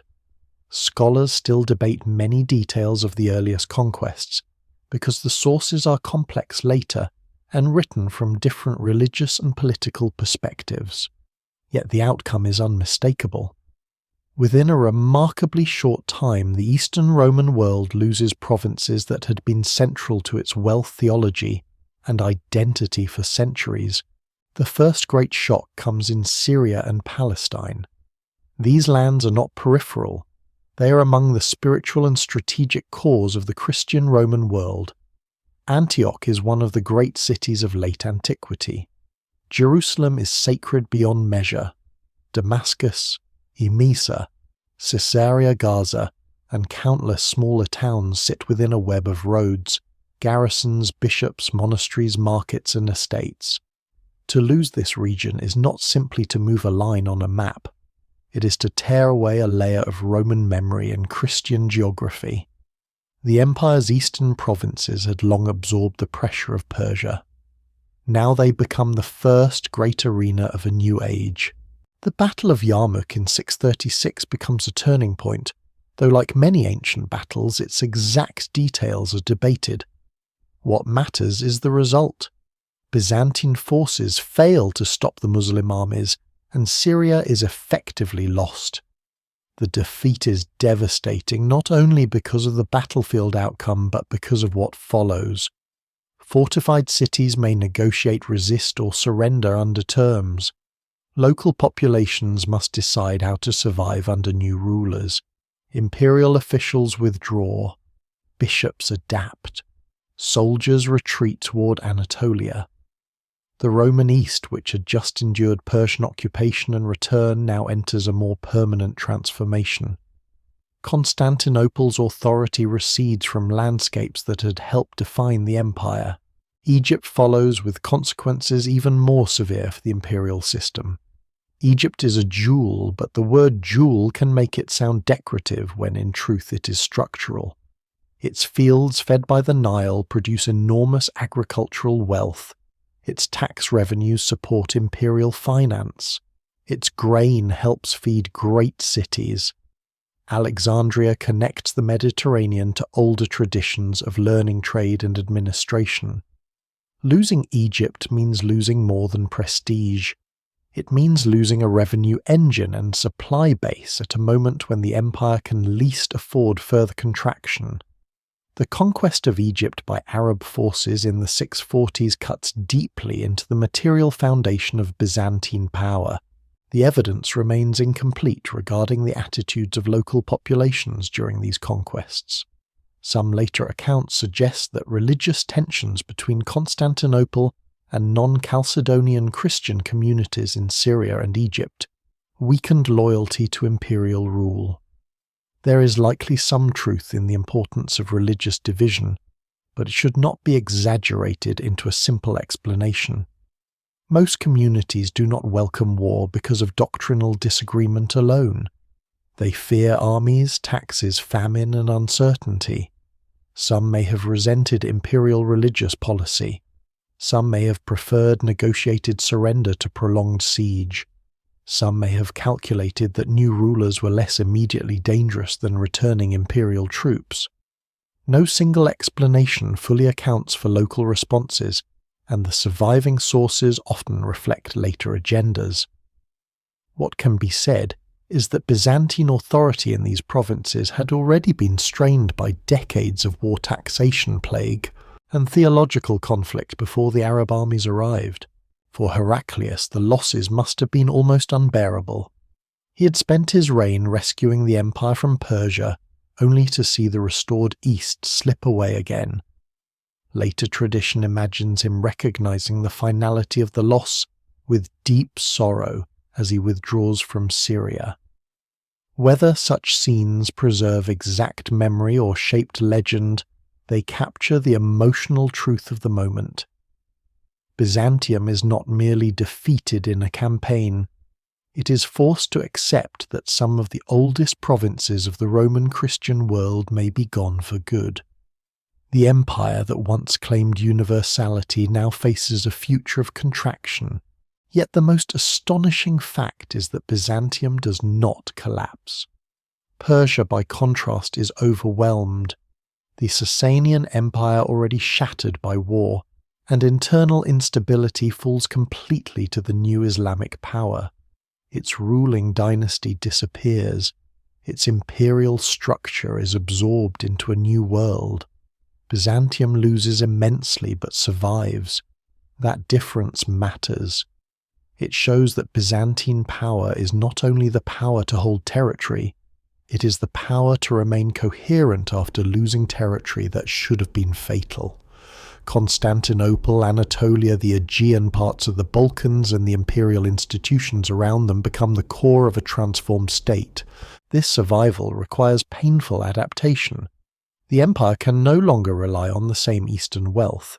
It can no longer assume that the Mediterranean is a Roman lake or even a mostly Roman space. Arab fleets will eventually challenge Byzantine sea power, turning the waters that once connected imperial provinces into contested frontiers. The empire's southern coastlines face raids and invasion. Cyprus, Rhodes, Crete, Sicily, and other strategic points become part of a new naval struggle. The loss of Syria and Egypt also shifts the empire's centre of gravity toward Anatolia. The highlands, roads, cities, villages, and military districts of Asia Minor become the shield behind which the empire must endure. Anatolia's importance now grows dramatically. It is not as wealthy as Egypt, not as symbolically rich as Jerusalem, not as urbanly dense as Syria, but it offers depth. Armies invading from the southeast must cross difficult terrain, supply themselves across long distances, and face fortresses, local resistance, and imperial counterattacks. The Taurus Mountains become more than geography. They become a defensive system. Byzantium survives because it learns to use space differently.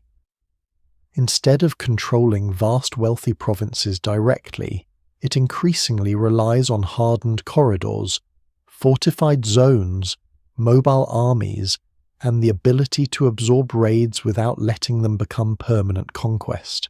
One lesser-known element of this transformation is how much imperial identity has to shrink without admitting that it has shrunk. The emperor still claims Roman universality. Court ceremony still presents Constantinople as the centre of the civilized world. Coins, seals, laws, and religious ritual continue to speak in the language of imperial order. But beneath that language, policy becomes more defensive, more regional, and more focused on survival. This gap between claim and reality is not mere hypocrisy. It is a method of endurance. If Byzantium openly accepts itself as just one state among many, it loses part of the ideological force that holds it together. By continuing to speak as Rome even in reduced circumstances, it preserves the possibility of revival. The Arab shockwave also changes the religious map. Jerusalem, Antioch, and Alexandria, patriarchal centres of enormous significance, now lie outside direct imperial control. Constantinople's role within the Christian world grows in one sense, because it remains the imperial capital, but it's also isolated from other ancient Christian centres in new ways. The empire must define orthodoxy, imperial protection, and sacred legitimacy under conditions of loss. Defeat demands explanation. Some interpret disasters as punishment for sin. Others look for military causes, administrative failures, or divine tests. The search for meaning becomes part of politics, and later religious conflicts inside Byzantium cannot be separated from the trauma of these losses. The new Islamic Caliphate, meanwhile, becomes not a passing raiding confederation, but a durable rival civilization. It inherits and transforms lands once ruled by Rome and Persia, It gains tax systems, cities, ports, scribes, roads, and agricultural wealth. It can draw on the resources of Syria and Egypt against the empire that once ruled them. This is a profound strategic reversal. Byzantium's former provinces now help finance and supply its greatest enemy. The empire is not simply defending against outsiders, it is defending against a power strengthened by Roman losses. Still, Byzantine survival after the Arab conquests is one of the clearest signs of its real power. A weaker state might have fragmented. Provincial generals might have founded independent kingdoms. The capital might have fallen into panic. The remaining populations might have abandoned the imperial idea. Instead, the empire bends inward. It becomes poorer, smaller, and more militarized, but also more focused. It learns to fight from defensible terrain. It begins to reshape administration around military necessity. It accepts, however reluctantly, that the age of Justinian's Mediterranean restoration is gone. The cost is immense. Cities decline in some regions. Long-distance trade patterns change. Tax revenues fall. The old late antique urban world gives way to something more austere. The empire's cultural and administrative language becomes more Greek in practice, even as Roman identity remains strong. Its armies must adapt to a frontier where raids may come annually, where decisive conquest is rare, and where survival depends on endurance rather than glory. The empire that emerges is not the same empire that fought Persia. It is Byzantium hardened by amputation, and this is why the question of power becomes more interesting, not less. Byzantium loses Syria, Palestine, Egypt, and eventually North Africa, yet it does not become irrelevant. It becomes a fortress civilization centered on Constantinople and Anatolia, a state whose greatest achievement for centuries may be that it prevents the complete conquest of southeastern Europe and the eastern Mediterranean by forces far larger and richer than itself.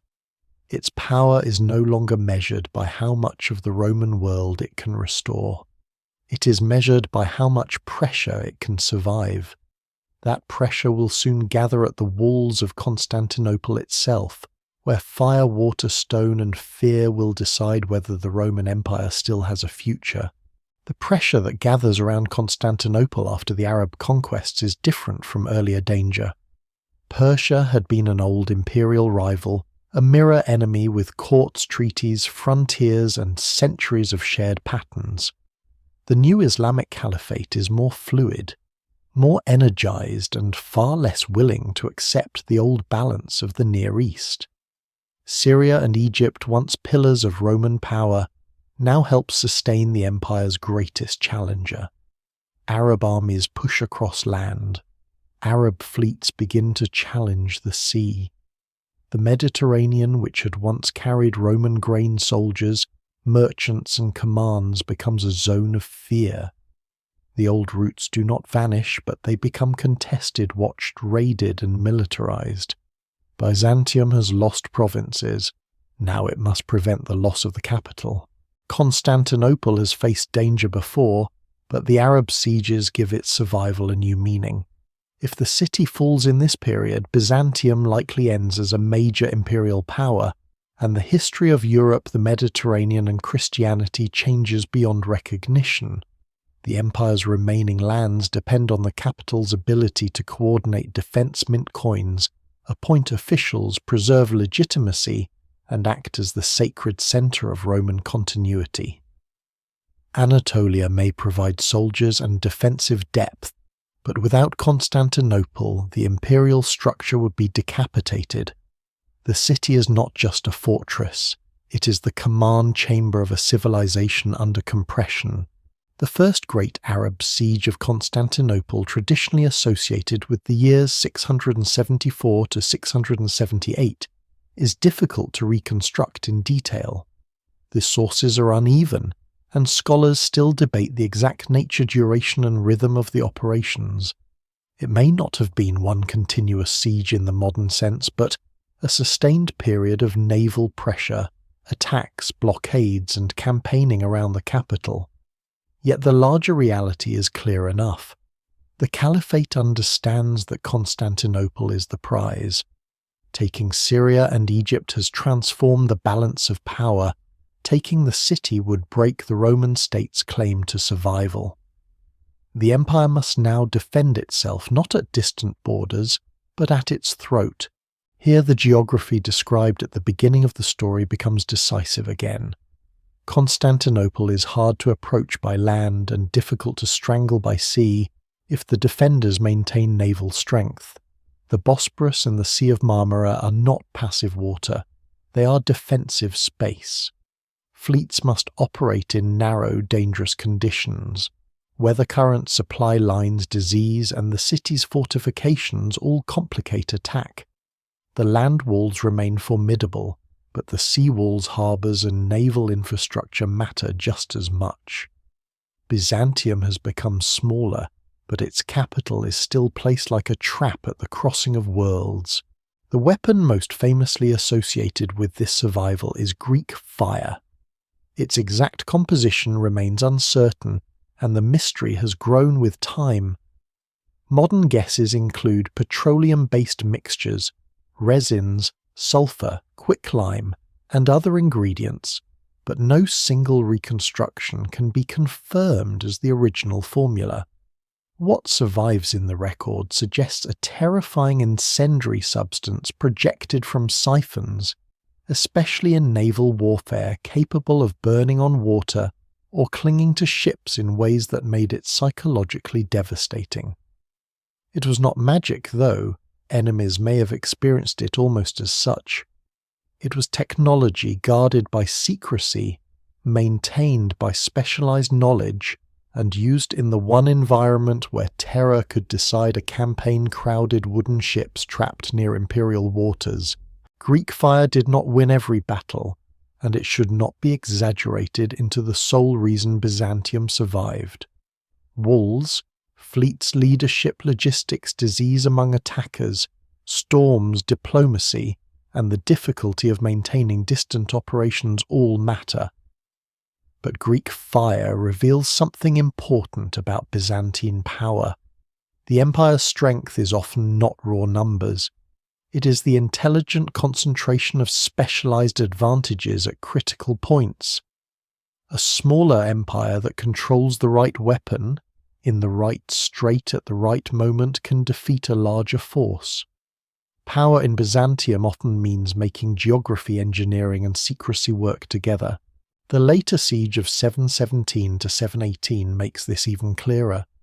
By then, the Umayyad Caliphate has grown enormously, ruling territories from Spain across North Africa and the Near East into Central Asia. Against this vast power, Byzantium seems diminished. Yet under Emperor Leo III, Constantinople withstands a massive assault. Arab forces attack by land and sea, expecting perhaps that persistence will accomplish what earlier efforts did not. Instead, the defenders exploit the city's walls, naval defences, supplies, and the brutal realities of winter and disease. The Bulgar ruler Tervel also plays a significant role by attacking the besieging forces from the landward side, a reminder that Byzantine survival often depends on diplomacy and alliance as much as direct imperial strength. The siege ends in disaster for the attackers. The consequences are enormous. The failure to take Constantinople halts the immediate possibility of a complete Arab conquest of the Byzantine core. It gives the empire breathing room. It preserves a Christian Roman state in the eastern Mediterranean. It forces the Caliphate to accept that Constantinople is not simply another city to be taken after enough victories. For Byzantines, the survival confirms the sacred aura of the capital. For later observers, it becomes one of the decisive defensive moments of the medieval world. Yet the evidence remains incomplete in some details, and later Christian narratives naturally magnify divine protection. The military reality is impressive enough without turning it into legend alone. Inside Byzantium, however, survival does not feel like comfort. The empire is still under constant pressure. Arab raids into Anatolia become a recurring feature of life. Some are deep, destructive expeditions that carry off captives' livestock and wealth. Frontier zones become landscapes of watchtowers, forts, ruined settlements, resettled populations, and seasonal danger. Villagers may see imperial power less as palace ceremony than as tax demands, military obligations, and the hope that local defences hold long enough for help to arrive. The empire survives at the centre, but the frontier pays for that survival in fear. The state becomes more militarised because it must. Its old provincial structures are no longer suited to the new world. Over time, the empire develops systems that tie military organisation more closely to regional defence, especially in Anatolia. The process is complex and debated. Historians do not agree on a single neat moment when the old system becomes the new one. But the direction is clear. Byzantium adapts to a world in which rapid mobilization, local defense, fortified positions, and flexible command matter more than the old late Roman model built around vast, tax-rich provinces. Survival forces administrative evolution. A surprising detail of this period is how often imperial victory looks like non-defeat. The empire does not need to reconquer Damascus to survive. It does not need to restore Egypt immediately. It does not need to destroy the caliphate, which would have been impossible. It needs to prevent the enemy from taking Constantinople and permanently occupying Anatolia. In an age of heroic chronicles, this sounds modest. In strategic terms, it is profound. Byzantium learns that endurance itself can be an offensive achievement, because every failed invasion drains the attacker and preserves the possibility of future recovery. The psychological burden is heavy. Generations grow up knowing that the empire has lost holy cities and rich provinces. The old Roman confidence has been wounded. This trauma likely contributes to later religious and political tensions, including debates over icons and divine favour. When disaster repeats, people search for causes. Are defeats punishment for sin? Are images in churches a source of blessing or offence? Are emperors failing God, or are soldiers failing emperors? No single explanation fully accounts for these conflicts, but they arise from a world in which military survival and sacred meaning cannot be separated. Byzantium's walls stand, but its soul is under siege too. At the same time, Constantinople becomes even more central than before. The smaller the empire becomes, the larger the capital looms in imagination. It is the place that has not fallen. It is the treasury of relics, ceremonies, law, and imperial memory. It is the city where defeat is transformed into endurance, and endurance into proof. Every failed siege adds another layer to its authority. The city's enemies may grow stronger, but they also inherit the memory of earlier failures. To attack Constantinople is to challenge a place with a reputation for surviving the impossible. This is the hardened Byzantium that emerges from the 7th and 8th centuries, poorer than Justinian's empire, narrower than the old Roman East, but far more difficult to kill than its enemies expect. Its power lies in walls, fleets mountain frontiers, stubborn administration, guarded technology, and a political theology that turns survival into mission. It can no longer pretend that the Mediterranean obeys it. It can no longer feed itself from Egypt or command the old Eastern patriarchates as before. But it has found a new form of strength. It has become a state built around resistance. And resistance is not passive. Every year the empire survives, it preserves soldiers, farmers, priests, scribes, engineers, diplomats, and children who will inherit the Roman name. Every failed siege leaves the future open. The caliphate remains mighty, but it has not broken the city. The empire remains wounded, but it has not disappeared. Behind the walls, under the domes, beside the harbours, Byzantium begins to understand that its next struggle is not only against enemies outside the gates. It must decide what kind of Christian Roman Empire it has become after so much loss, and whether the images of heaven painted in its churches are signs of protection, dangerous temptations, or mirrors of a deeper fear. After the sieges, after the burning ships and the prayers on the walls, Byzantium survives, but survival brings no peace to the mind. The empire has endured losses so vast that ordinary explanations feel too small.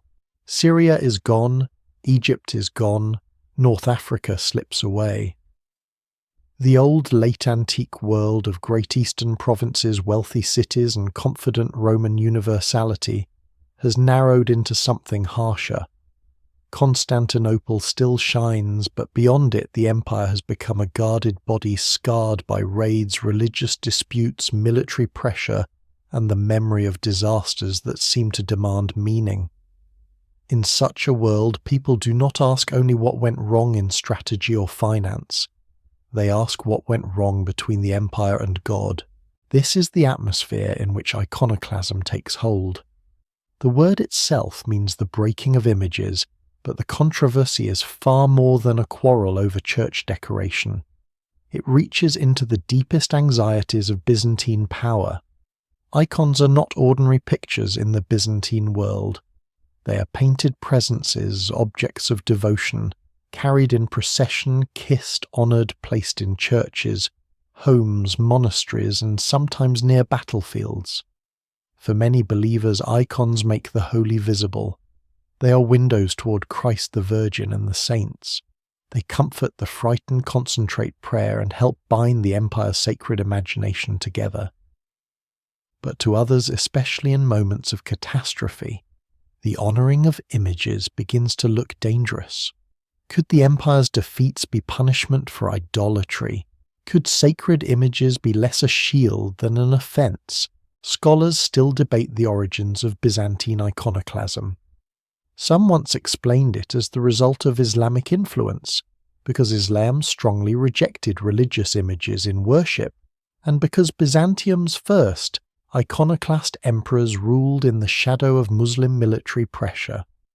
Others emphasize internal Christian debates, Old Testament prohibitions, imperial attempts to control the church military culture in Anatolia, or the trauma of repeated defeat. The evidence remains incomplete, and no single explanation fully accounts for the movement.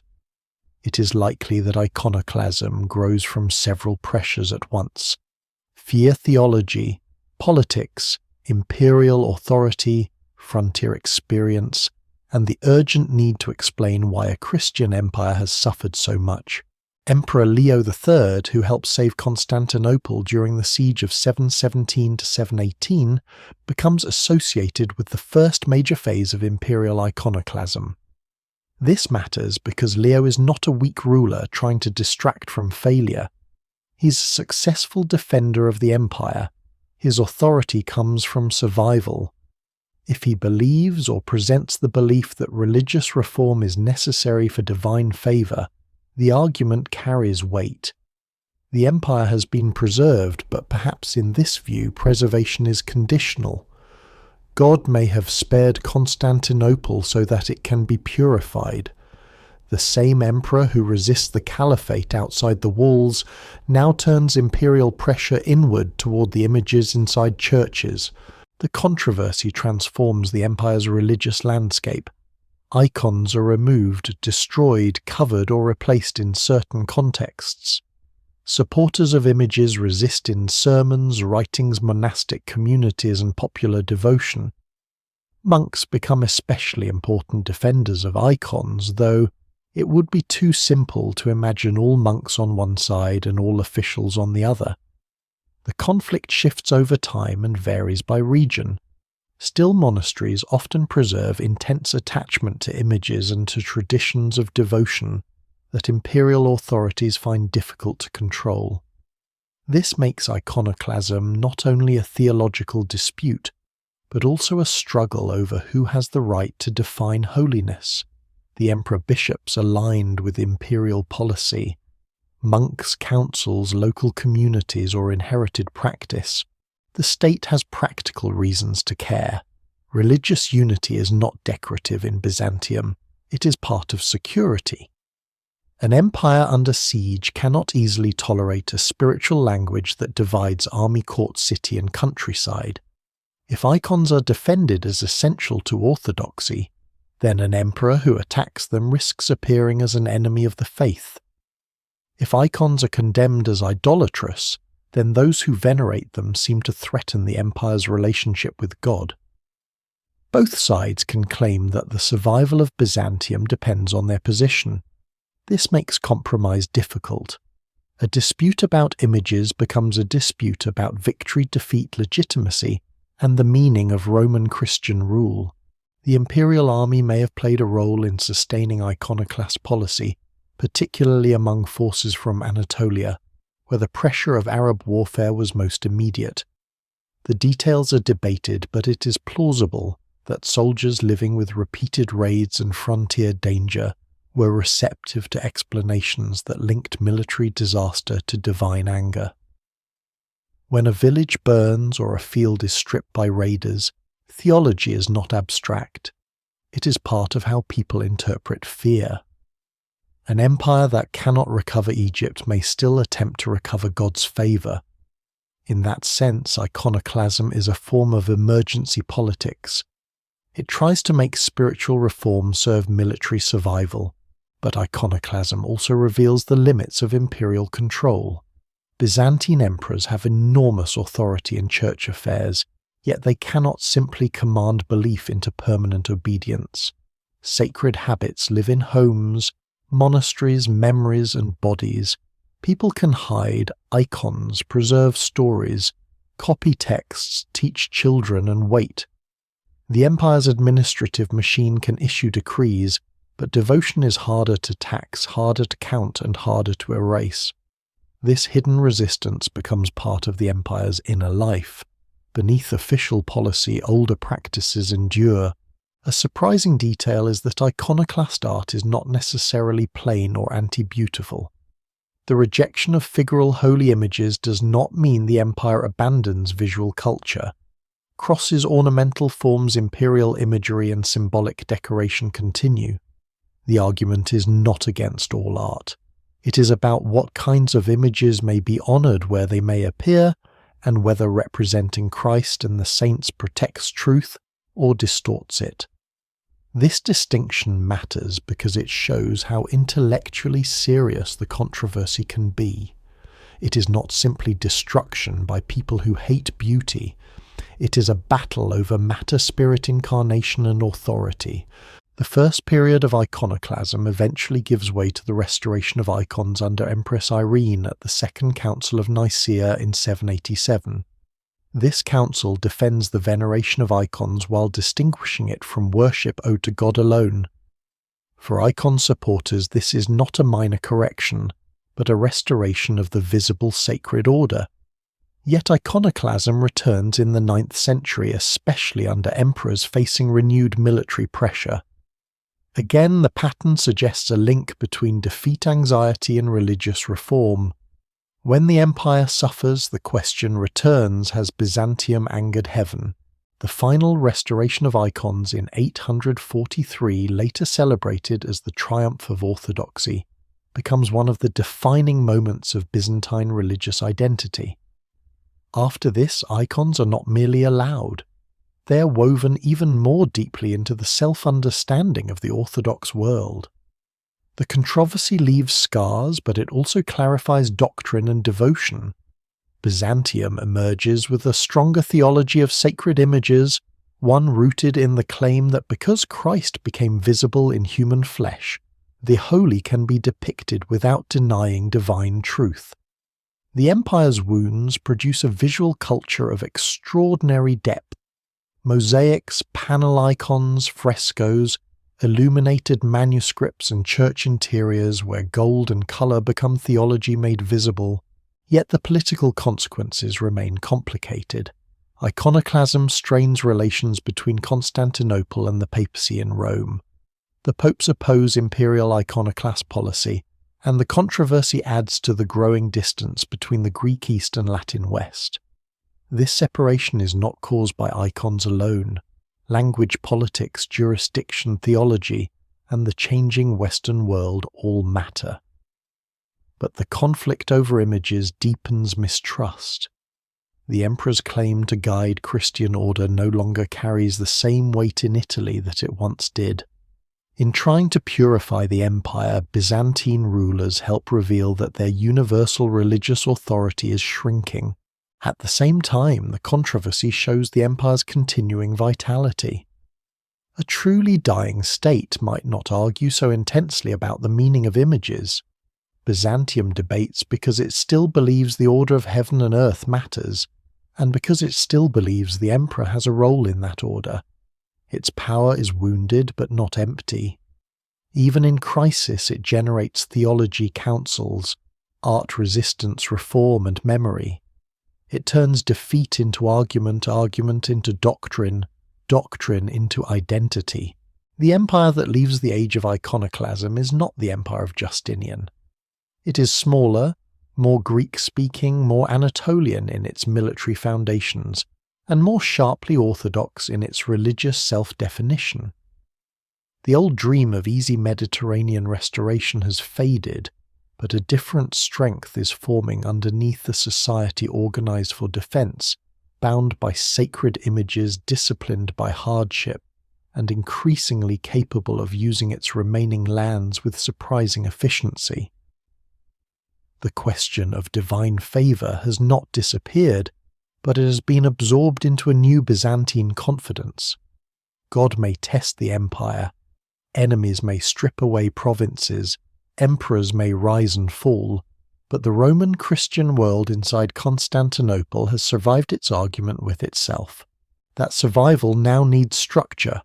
Walls and icons can inspire, but they cannot alone feed armies or defend mountain passes. The empire's next strength grows from fields, villages, military districts, tax registers, and local soldiers who know the roads of Anatolia better than any invading force.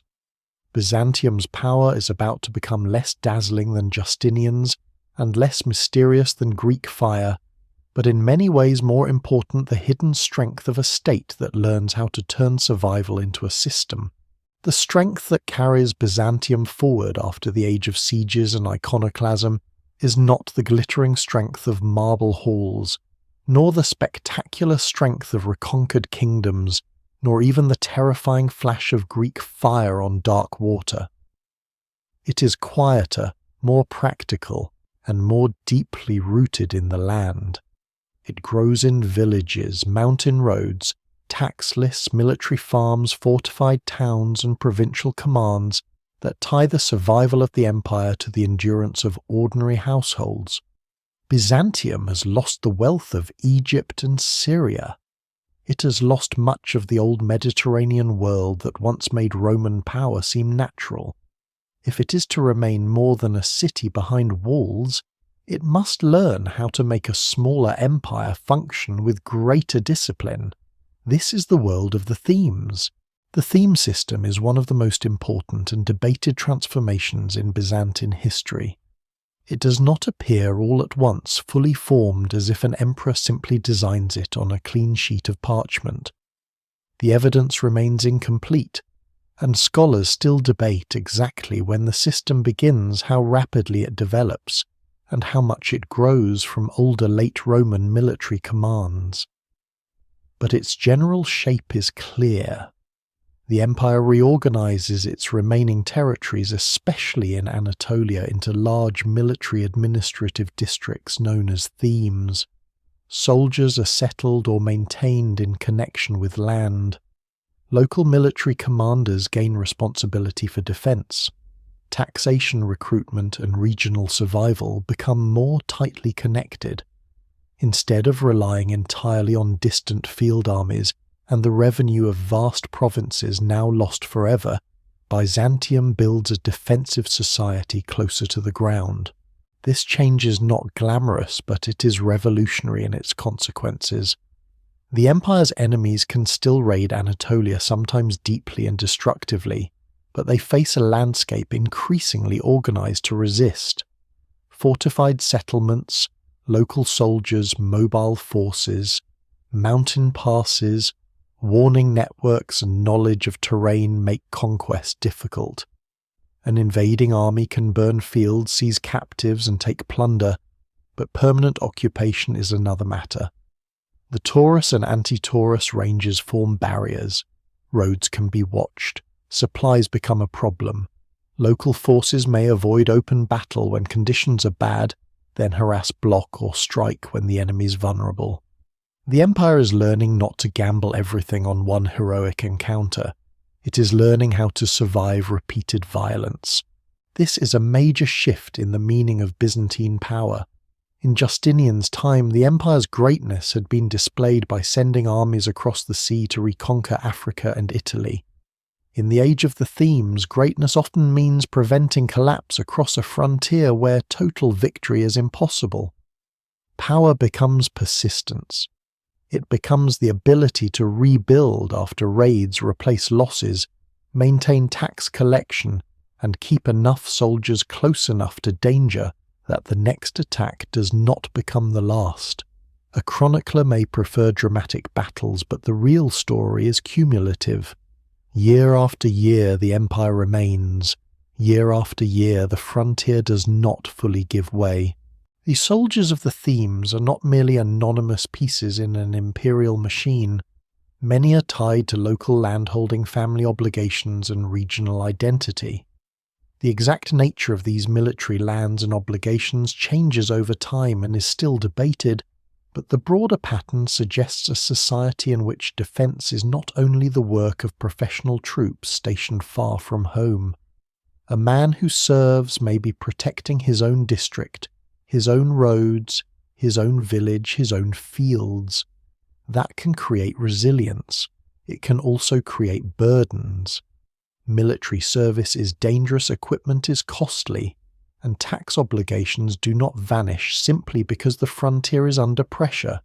The imperial state protects, but it also demands. For rural families, Byzantium survival may feel less like an abstract miracle than a constant negotiation with authority land, weather and war. Anatolia becomes the empire's heartland in a new way. It is a rugged, varied, defensible region of plateaus, valleys, mountains, river systems, and fortified routes. Its villages and towns do not carry the same mythic glamour as Rome or Jerusalem, but they become the shield of Constantinople. When Arab armies push into Asia Minor, they must move across Anatolian space. When Byzantine armies recover, they often draw on Anatolian manpower and resources. The empire's centre of gravity has shifted from the wide Mediterranean to a fortified core Constantinople, the Aegean and Anatolia. This smaller world is less wealthy than Justinian's empire, but in some ways more coherent. It is built around what can still be defended. The theme system also helps solve, though never perfectly, the problem of distance. In a large empire frontier, commanders can become too independent, and central orders can arrive too late. In a shattered empire, local defense may become local separatism. Byzantium has to balance both dangers. It needs commanders with enough authority to respond quickly, but not so much that they become kings in all but name.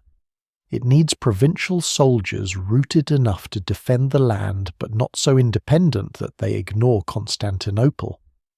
This tension never disappears. Powerful generals will still rebel. Provincial armies will still make and unmake emperors. But the system gives the empire a framework for surviving between central control and local necessity.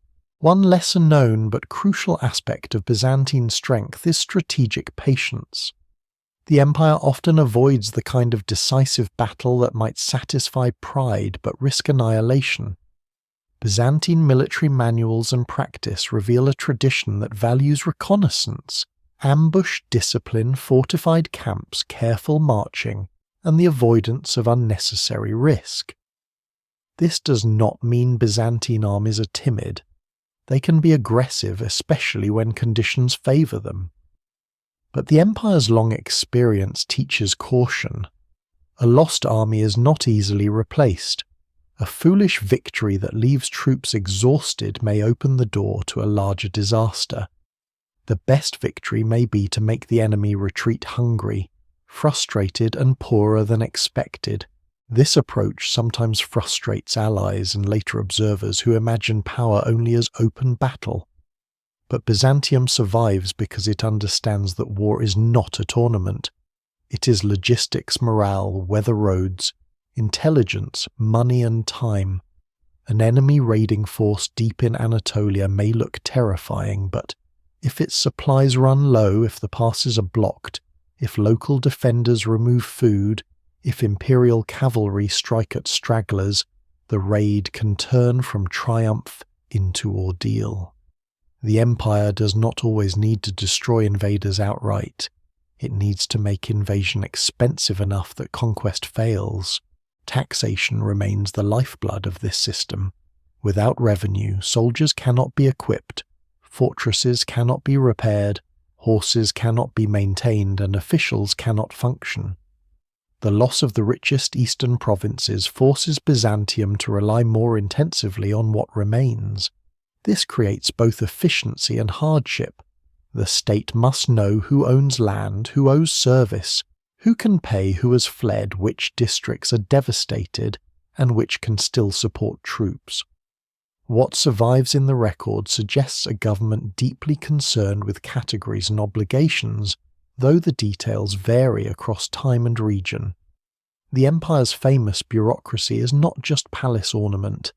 It is the nervous system that links village fields to imperial survival. Yet this system has vulnerabilities.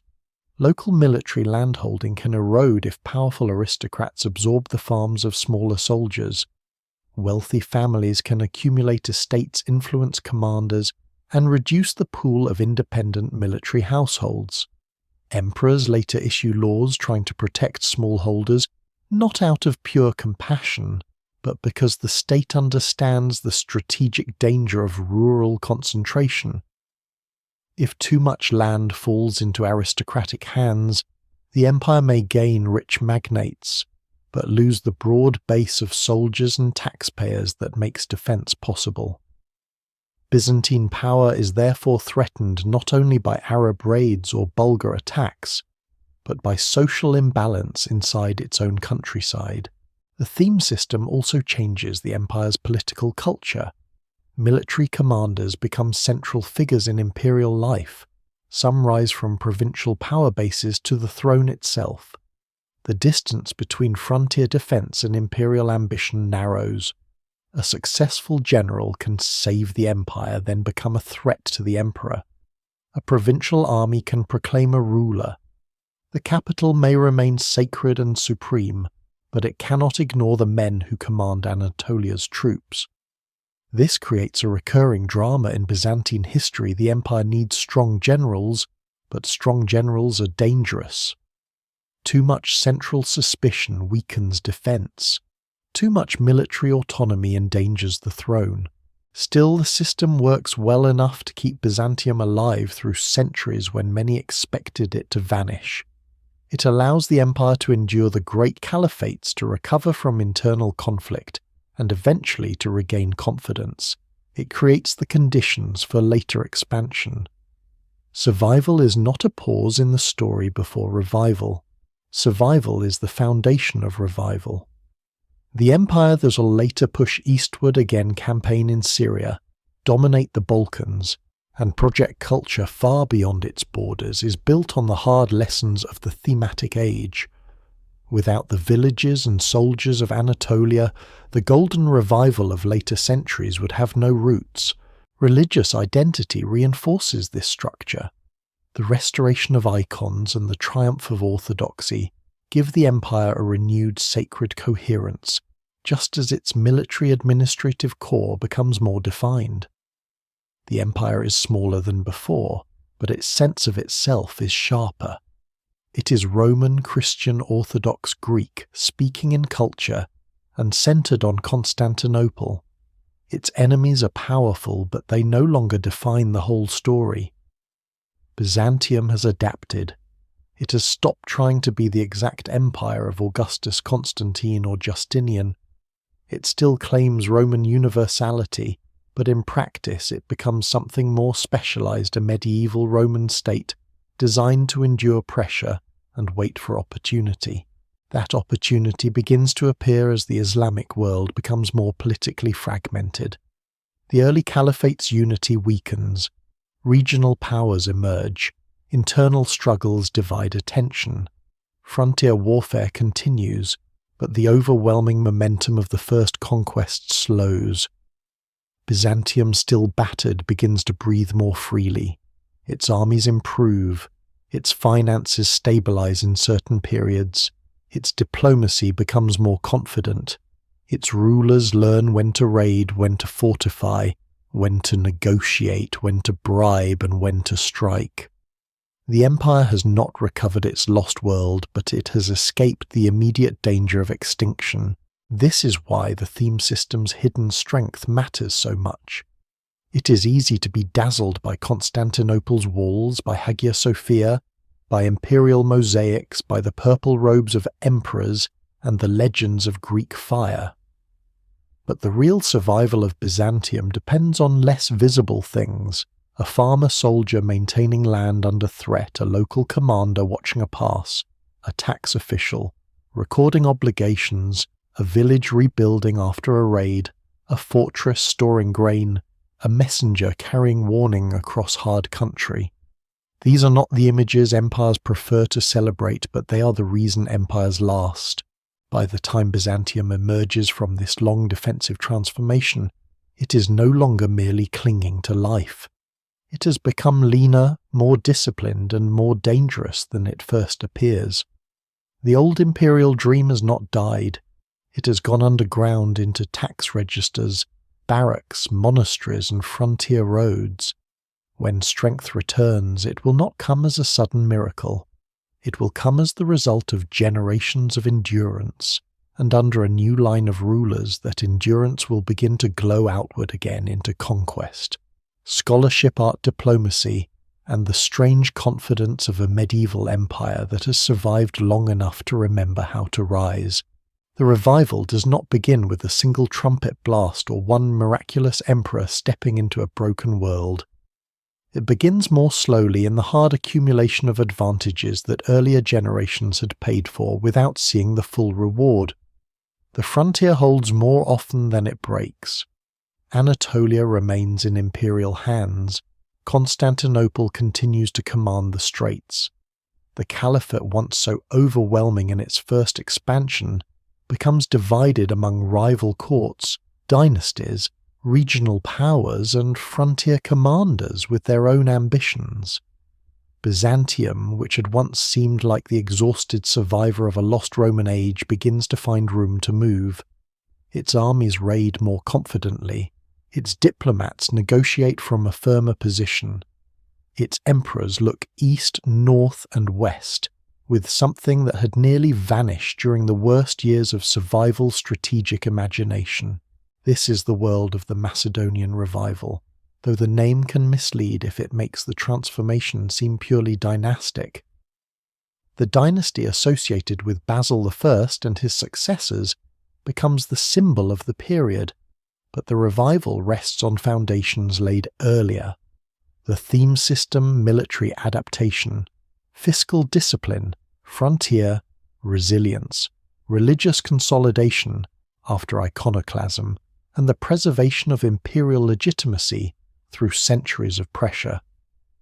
Byzantium does not rise because it suddenly remembers that it is powerful. It rises because it has survived long enough for its enemies to fragment and for its own internal systems to mature. Power returns not as a restoration of Justinian's vast Mediterranean dream, but as a more focused medieval form of Roman strength. Basil I, who founds the dynasty in the late 9th century, is himself surrounded by the kind of dramatic uncertainty that Byzantine history seems to attract. He rises from relatively obscure origins, enters imperial service, gains the favour of Emperor Michael III, and eventually becomes emperor after Michael's murder. The details of his early life are shaped by later propaganda, and scholars still debate how much of the dynasty's official story should be believed. What matters is that Basil and his successors present themselves as restorers of order, law, piety, and imperial dignity. In Byzantium, legitimacy often has to be made after the fact. A violent seizure of power can be softened by good government, religious patronage, military success, and careful storytelling. The empire has a remarkable ability to absorb usurpation into continuity if the usurper governs well enough. One of the great achievements of this period is legal and administrative renewal. The Macedonian emperors do not abandon the Roman legal tradition. They reshape and transmit it. Law remains central to the empire's self-image, and the effort to organize legal materials in Greek reflects the deeper cultural transformation of Byzantium. Latin had long ceased to be the everyday language of government, but Roman law still anchors imperial authority. Translating, systematizing, and adapting law is not merely scholarly housekeeping. It is a way of saying that the empire remains lawful, ordered, and Roman even after centuries of territorial loss. The emperor's power is not just military command. It is the power to define justice in a world that believes hierarchy and order are sacred. The court also regains brilliance. Constantinople in the Macedonian age becomes a centre of ceremony, art, learning, and diplomatic theatre. The empire's wealth does not match the full breadth of ancient Rome, but it is concentrated, refined, and displayed with extraordinary sophistication. Mosaics shimmer in churches, manuscripts are copied and illuminated, classical texts are preserved, studied, excerpted, and reorganized. Imperial ceremonies are described with meticulous care not because Byzantines are obsessed with empty form, but because form itself is part of political reality. Rank procession, clothing acclamation, and ritual movement tell the world that the empire is not improvised. It is ancient, ordered, and divinely framed. A lesser-known but fascinating feature of Byzantine intellectual life is this habit of compilation. Scholars and officials gather older knowledge into encyclopedic works, military manuals, agricultural texts, legal collections, saints' lives, histories, and ceremonial books. To modern readers, compilation can seem less creative than invention, but in Byzantium it is a survival strategy for civilization. The empire has seen cities fall, libraries vanish, frontiers collapse, and old institutions mutate. To collect knowledge is to rescue it from time. It is also to make the past usable for government. A manual on tactics, a summary of law, or a collection of diplomatic precedents can matter as much as a poem. Byzantium's power lies partly in remembering efficiently. Militarily, the empire begins to push outward with renewed force. In the east, Byzantine armies take advantage of divisions among Muslim powers and gradually regain ground along the frontier. This is not an uninterrupted march of victory. There are setbacks, raids, and periods of caution. But the direction changes. The empire that once absorbed attacks into Anatolia now launches campaigns beyond its defensive lines. Fortresses are captured, border emirates are pressured, Cilicia, northern Syria, and Armenia become arenas of renewed Byzantine ambition. The frontier, once a wound, becomes a zone of opportunity. The warrior emperors and generals of the 10th century give this revival its hard edge.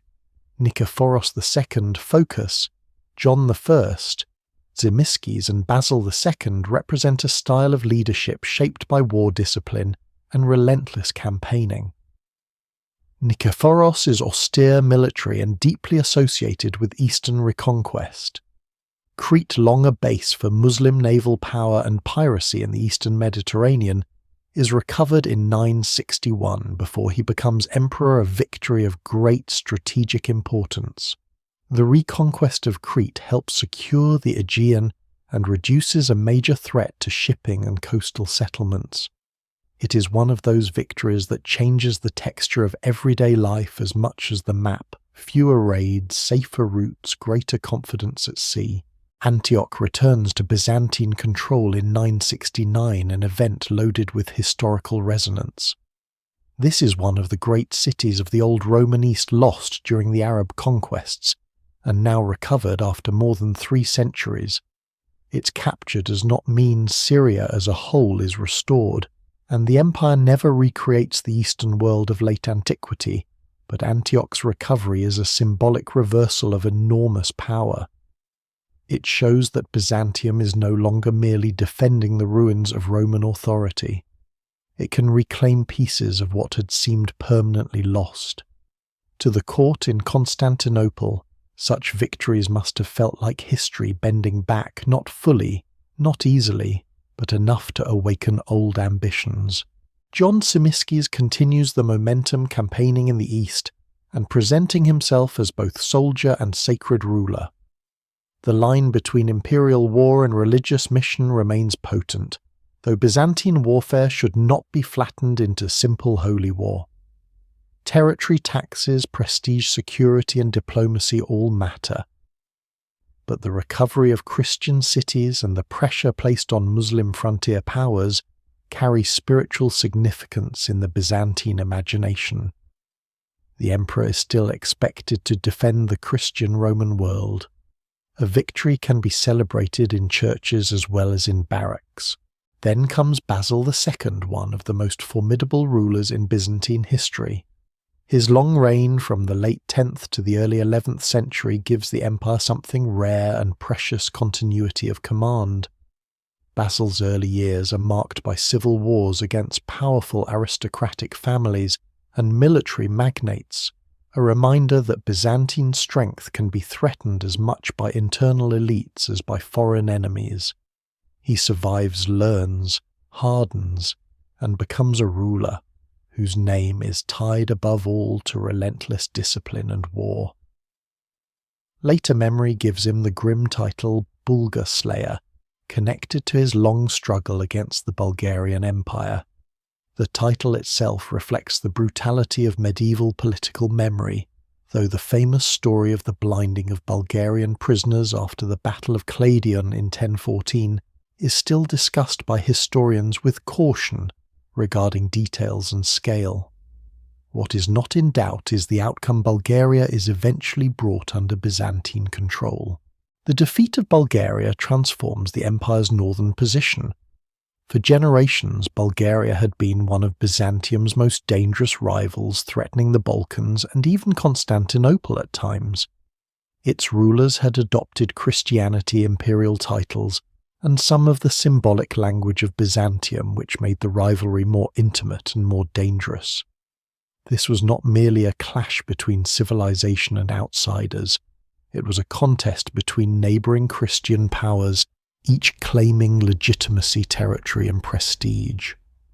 Basil's victory restores Byzantine authority across much of the Balkans and secures the northern approaches in a way that earlier emperors could only desire.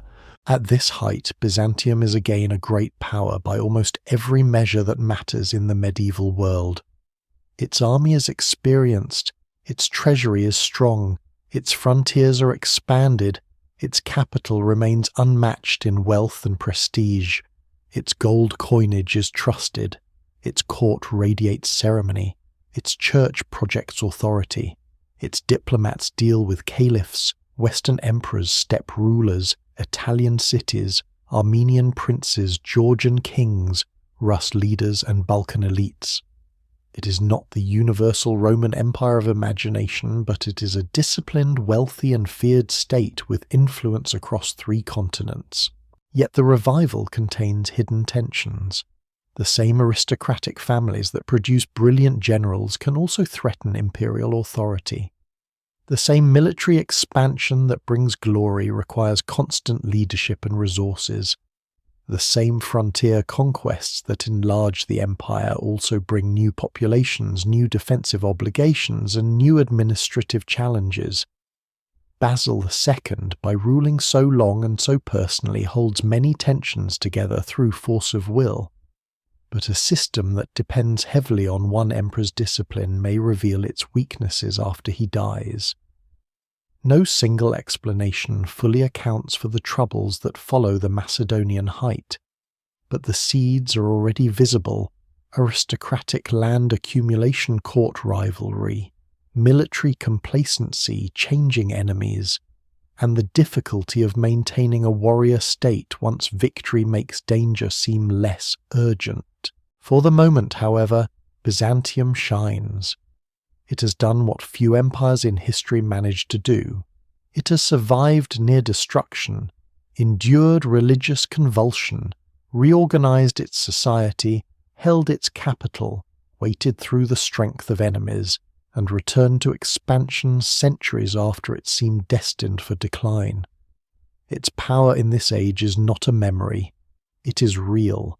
It can break Bulgaria, recover Crete, retake Antioch, influence Armenia, command the Aegean, and impress rulers from Baghdad to Kiev to the German imperial court.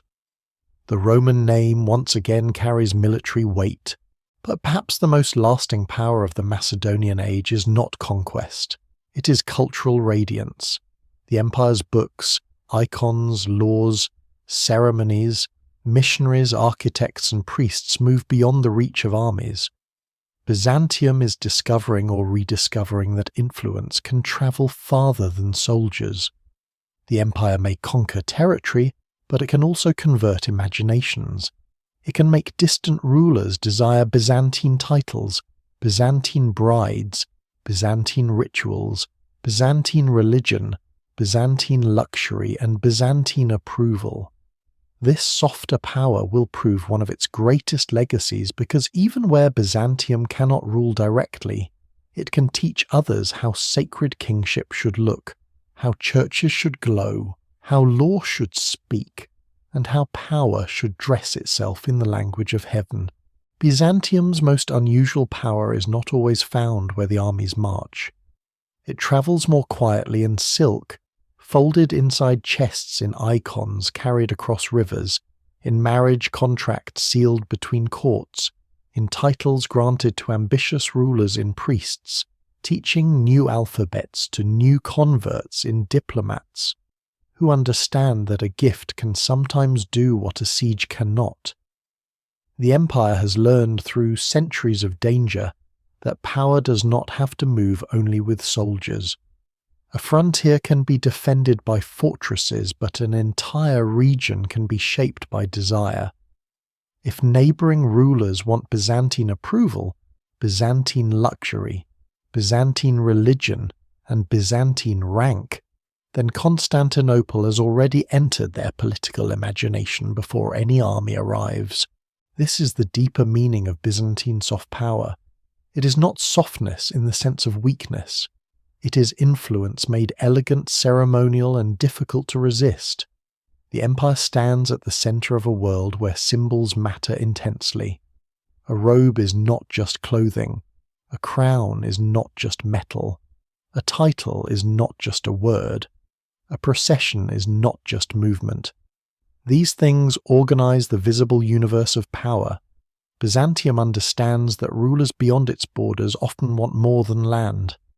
They want legitimacy. They want to appear ancient, sacred, lawful, and elevated above rivals. Constantinople can offer that language, though never without conditions. It can welcome a foreign ruler as a friend, a son, a brother, or a subordinate partner, placing him carefully inside a hierarchy that always leaves the emperor at the summit. The imperial court becomes a theatre of controlled generosity. Envoys arrive from distant lands and are received with calculated magnificence. They see golden objects, embroidered textiles, jewelled reliquaries, solemn clergy, disciplined officials, and rituals that seem to belong to an empire older and grander than any ordinary kingdom. Some visitors may understand the performance and still be moved by it. Others may be overwhelmed. Either way, the message is clear. Constantinople is not merely wealthy. It possesses a script for civilization. To deal with Byzantium is to enter a world where rank has cosmic meaning, and where the emperor's favour can make a foreign ruler appear more legitimate at home. Silk is one of the empire's most famous instruments of prestige. In earlier centuries, silk had come from the distant east along complex trade routes prized for its rarity and almost supernatural sheen. Byzantium eventually develops its own silk production, traditionally linked to the secret transfer of silkworm eggs into the empire during Justinian's reign, though the details belong partly to the realm of polished story. Whatever the exact path, Byzantine silk becomes a controlled luxury. Certain colours, patterns and qualities are tied to rank and imperial privilege. Purple silk in particular carries the aura of sovereignty. To give silk is to give a fragment of imperial splendour. To restrict it is to remind others that splendour has a source. Gifts are never innocent in Byzantine diplomacy. A jewelled object may flatter, but it also classifies. A title may honour, but it also subordinates.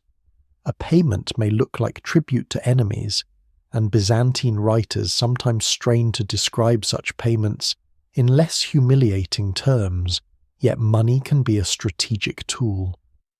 If gold convinces one steppe group to attack another, or persuades a border ruler to remain quiet, or buys time while imperial armies fight elsewhere, then the treasury has functioned like a weapon. Critics might call this weakness, but a dead soldier is more expensive than a paid rival who goes away. Byzantium often prefers clever imbalance to heroic simplicity. Marriage diplomacy works in the same way. Imperial brides, princesses, noblewomen, and marriage alliances carry prestige across borders. The court is usually cautious about giving women of the highest imperial blood to foreign rulers, because marriage can imply equality or dangerous intimacy. But when such unions happen, they can transform relationships between states. A ruler linked to Constantinople by marriage gains an aura that rivals may envy. His children may claim a connection to Roman sacred kingship. His court may imitate Byzantine forms more eagerly. Marriage extends influence into dynasties, and dynasties extend influence into memory. The spread of Orthodox Christianity is the most powerful form of all. Missionaries do what armies cannot. They enter language, ritual, calendar, family life, burial practice, kingship, art, and law. When a people accepts Christianity through Byzantine channels, they do not simply adopt a religion in isolation. They receive liturgical forms, clerical connections, sacred art, architectural models, and often a new relationship to Constantinople. The empire becomes a spiritual reference point. Even where political independence remains strong, religious culture creates bonds that outlast treaties. The mission of Cyril and Methodius to the Slavs in the 9th century reveals the subtlety of this process. These brothers, associated with Thessalonica and trained within the Byzantine world, help create a written liturgical culture for Slavic-speaking peoples. Their work is not merely religious, it is civilizational. By developing ways to express Christian teaching in a Slavic language, they help open the door to literacy, scripture worship, and political identity beyond the Greek-speaking empire.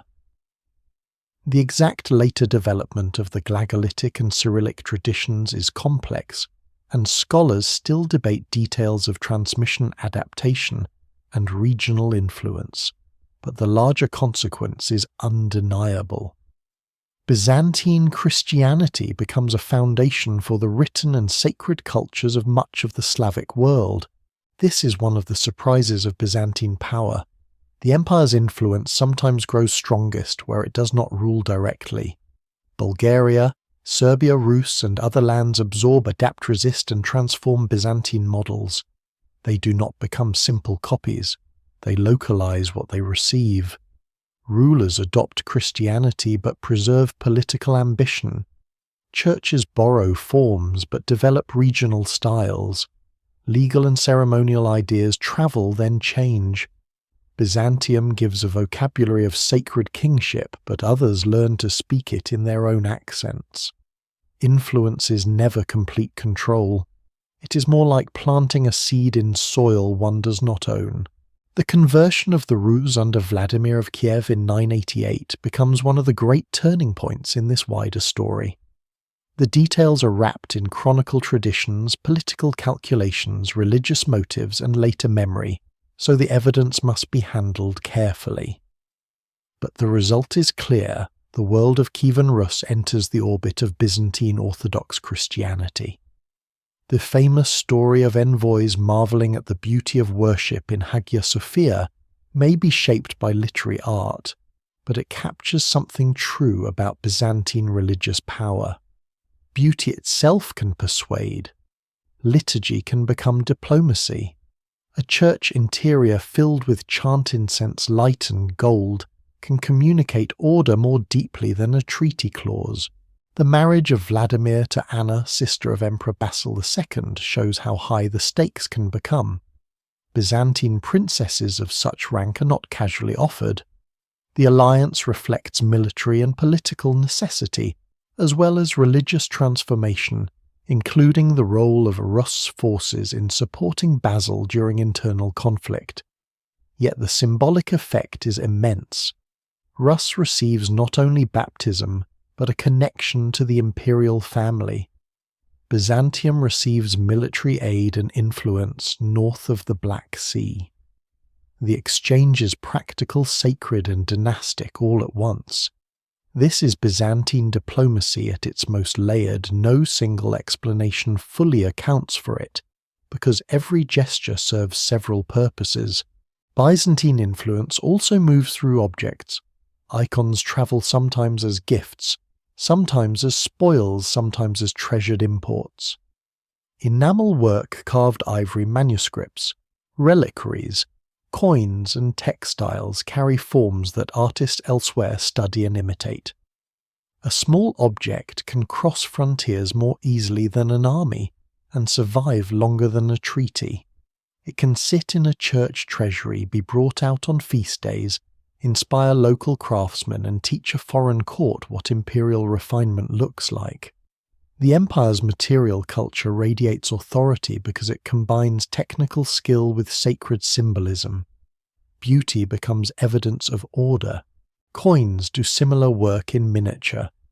The image of the Emperor Christ the Virgin or sacred symbols stamped into metal circulates through markets and diplomatic exchanges.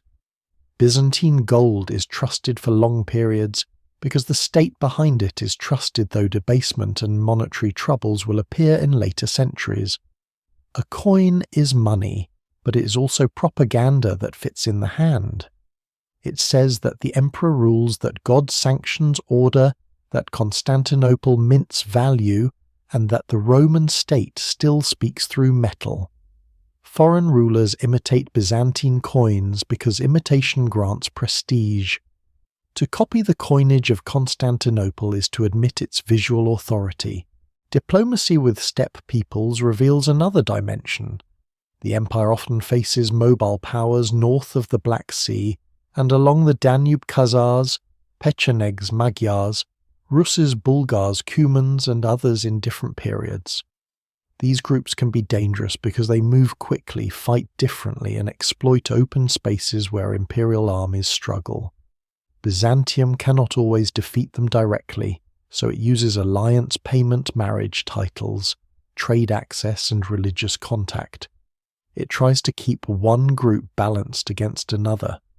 This can look cynical, and often it is, but it is also a rational strategy for a state defending multiple frontiers.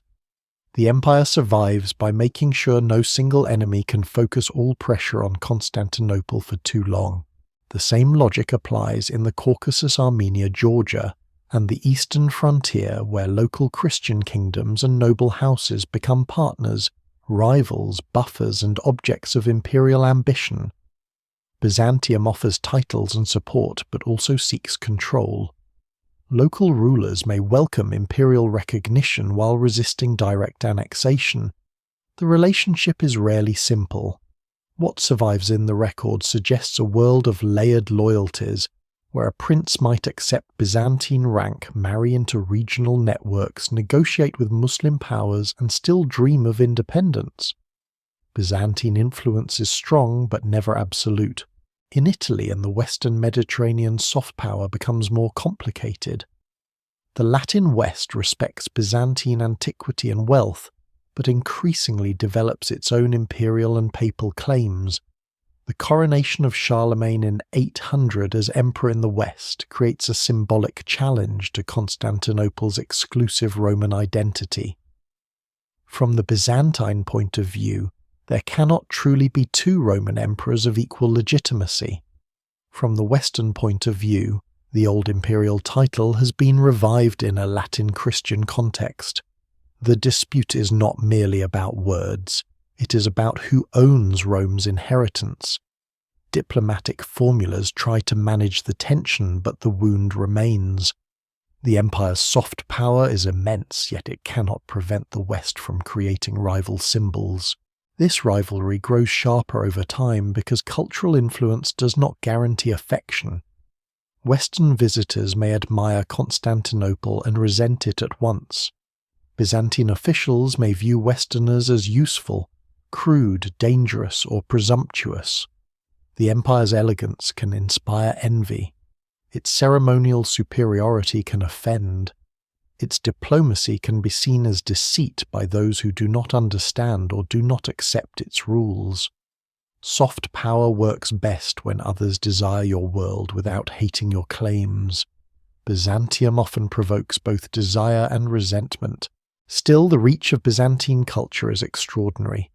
Long after its borders stop expanding, its religious and artistic forms continue moving outward. The domed church, the iconostasis, the solemn liturgy, the ruler under divine order, the use of sacred images, the prestige of Roman law, and the idea of an orthodox commonwealth all carry Byzantine patterns across generations. The empire may lose battles, but a baptized kingdom can preserve Byzantine influence for centuries.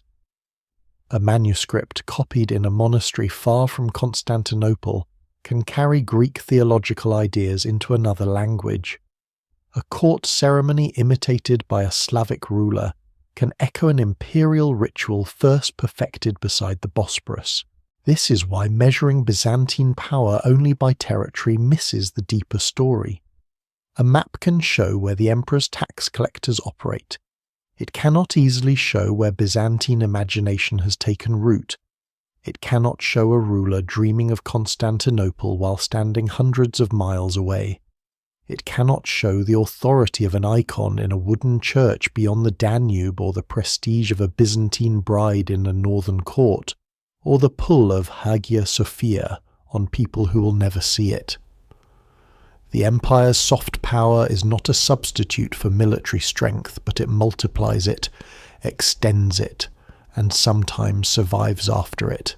Yet influence has a cost. By teaching neighbouring peoples the language of sacred kingship, Byzantium also helps create rivals who can challenge it using its own symbols. Bulgaria can become Christian and still fight the empire. Rus can receive orthodoxy and still raid trade, negotiate and assert independence. Western rulers can imitate Roman majesty and deny Constantinople's superiority. Soft power does not create obedience. It creates a shared world of competition. Byzantium's prestige spreads, but so do the tools others use to resist it. At its height, this influence makes Byzantium feel larger than its borders. It is a military state, a sacred empire, a school of rulership, a maker of images, a keeper of law, a source of luxury and a diplomatic machine. Its armies matter greatly, but its most lasting conquests often happen in language, ritual and memory. The empire has learned to survive by shaping the desires of others, but desire can turn, envy can harden into hostility, imitation can become rivalry. Along every horizon, the peoples touched by Byzantine power are growing stronger, more organized, and less willing to remain in the places Constantinople assigns them. The empire's radiance is real, but beyond that light enemies gather with ambitions of their own. The empire that shines outward through ceremony law icons and diplomacy also lives under a sky crowded with enemies. Byzantium's greatness has always depended on balance, and by the 11th century that balance becomes harder to maintain. The Macedonian revival has left the empire rich, respected, and territorially expanded, but expansion creates new edges. Every recovered fortress needs a garrison. Every annexed province brings local elites who must be managed. Every defeated rival leaves behind memories of resentment. Every frontier victory pushes the next frontier farther away from Constantinople's immediate control. The empire has grown stronger, yet strength itself has made the system more complicated. Byzantium is powerful enough to attract challenges from every direction, and not quite flexible enough to answer them all at once forever. To the north, the Balkans remain a landscape of opportunity and danger. Basil II's conquest of Bulgaria has brought vast territories back under imperial authority, but conquest is not the same as absorption. The Bulgarian state has been broken, yet its people, church traditions, aristocratic memories, mountain strongholds and regional loyalties remain. Imperial officials must tax and govern lands that had long fought against Constantinople. Some local elites cooperate, others wait. The terrain itself resists easy control with mountains, river valleys, and fortified places that can shelter rebellion. Byzantium has regained the northern frontier, but it has also inherited the responsibility of keeping it quiet. Beyond the Danube and the Black Sea world steppe peoples continue to move. Pechenegs, Uzus, Cumans, and others appear in waves of pressure, alliance, migration, and war. These are not static enemies sitting neatly on a map. They are mobile confederations shaped by internal politics ecology, rival steppe powers, and the search for pasture plunder and security. One year they can be allies, another year they can be raiders. A group defeated by one power may crash into Byzantine territory, because pressure from farther east has pushed it westward. The empire's diplomacy can manipulate these movements, but it cannot fully control them. The steppe is a corridor of uncertainty. The Rus present another kind of challenge. Their relationship with Byzantium is layered with trade war conversion, marriage, and admiration. Rus warriors have served as imperial guards, especially in the famous Varangian Guard, a force that becomes associated with fierce loyalty to the emperor, precisely because its members are foreigners outside local Byzantine factional networks. Yet Rus's fleets have also threatened Constantinople in earlier centuries, moving down river routes toward the Black Sea with terrifying speed. Even after conversion, the relationship remains one of negotiation rather than submission. Byzantine Christianity has entered the world of the Rus, but Constantinople does not command Kiev as it commands a province. This is the paradox of soft power. Again, it creates bonds but not obedience. To the west, the Normans become one of the empire's most aggressive new enemies. Their rise in southern Italy is a shock to Byzantine interests. These warriors, descendants of Norse settlers in northern France, adapt quickly to Mediterranean politics. They are energetic, ambitious, militarily effective, and willing to fight for land title and opportunity. In Italy, they first appear as mercenaries and adventurers, then become rulers. Byzantine authority in southern Italy, already weakened by distance and local pressures, struggles to contain them. The loss of Bari in 1071 marks the end of Byzantine rule in mainland southern Italy, severing one of the last direct imperial footholds in the old western Mediterranean. It is a quieter event than the fall of Constantinople, but it matters deeply. The empire that once reconquered Italy under Justinian now cannot hold its final Italian possessions. The Normans do not stop there. Under Robert Guiscard and later Bohemond, they look east across the Adriatic toward Byzantine lands themselves. Their ambitions are not limited to local Italian dominance. They understand the wealth and prestige of the Eastern Empire, and they are willing to exploit Byzantine weakness. The Adriatic becomes a frontier of anxiety. Dyrrhachium on the western Balkan coast becomes one of the key gates into the empire. A Norman army landing there threatens not only a province, but the road toward the heart of the Balkans. Byzantium must now defend against Western knights, whose military style, political culture, and appetite for conquest differ sharply from the Arab raiders and steppe peoples it has long known. At the same time, the East changes dramatically with the rise of the Seljuk Turks. This is one of the most consequential shifts in Byzantine history. For centuries, the empire's eastern frontier has faced Muslim powers, but the frontier has often stabilized through a pattern of raids, fortified zones, local emirates, and negotiated balances. The Seljuks bring a new military and political force into the Near East, with mounted warriors who are highly effective in the open landscapes of eastern Anatolia and Armenia. They do not simply raid from an established neighboring province. Their movement is part of a larger transformation across the Islamic world, involving Turkic military elites, Persian administrative traditions, and the weakening of older regional powers. Byzantium's eastern defences are vulnerable in part because success has changed them. The empire's expansion into Armenia and eastern Anatolia has extended the frontier into regions that are difficult to integrate and defend. Some Armenian buffer states have been absorbed, removing local intermediary powers that once helped shield the imperial core. Imperial control may look stronger on a map, but the result can be a longer, more exposed frontier with populations whose loyalty is complex. Scholars still debate how much Byzantine policy in Armenia contributed to later vulnerability, but the issue reveals a recurring imperial problem. Direct control is not always safer than influence. Sometimes a buffer is worth more than a province. Internal politics makes the danger worse. After Basil II's death in 1025, the empire enjoys prestige and wealth, but its leadership becomes less consistently military. Court factions, aristocratic rivalries, fiscal decisions, and the growing influence of powerful landowning families begin to weaken the military foundations that earlier emperors had protected. This decline should not be imagined as instant decay. Byzantium remains a major power for decades. Its bureaucracy still functions. Its court is still wealthy. Its armies still exist. But the edge dulls. Frontier forces may be reduced or neglected. Mercenaries become more important. Rival elites compete for influence in Constantinople. The empire's greatest danger may be that victory has made some rulers underestimate the cost of readiness. The social transformation of the countryside matters here.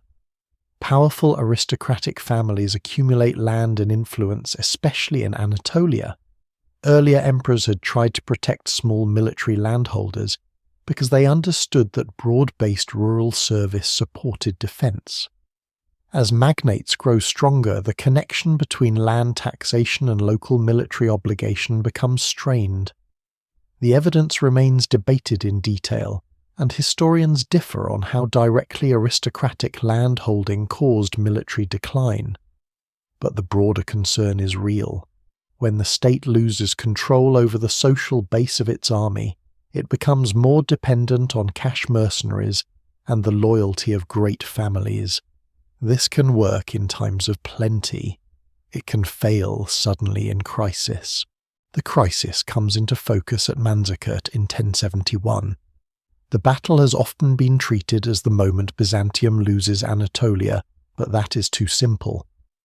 The defeat of Emperor Romanos IV Diogenes by the Seljuk Sultan Alp Arslan is serious, humiliating, and symbolically powerful, yet the battlefield itself does not immediately erase Byzantine rule across Asia Minor.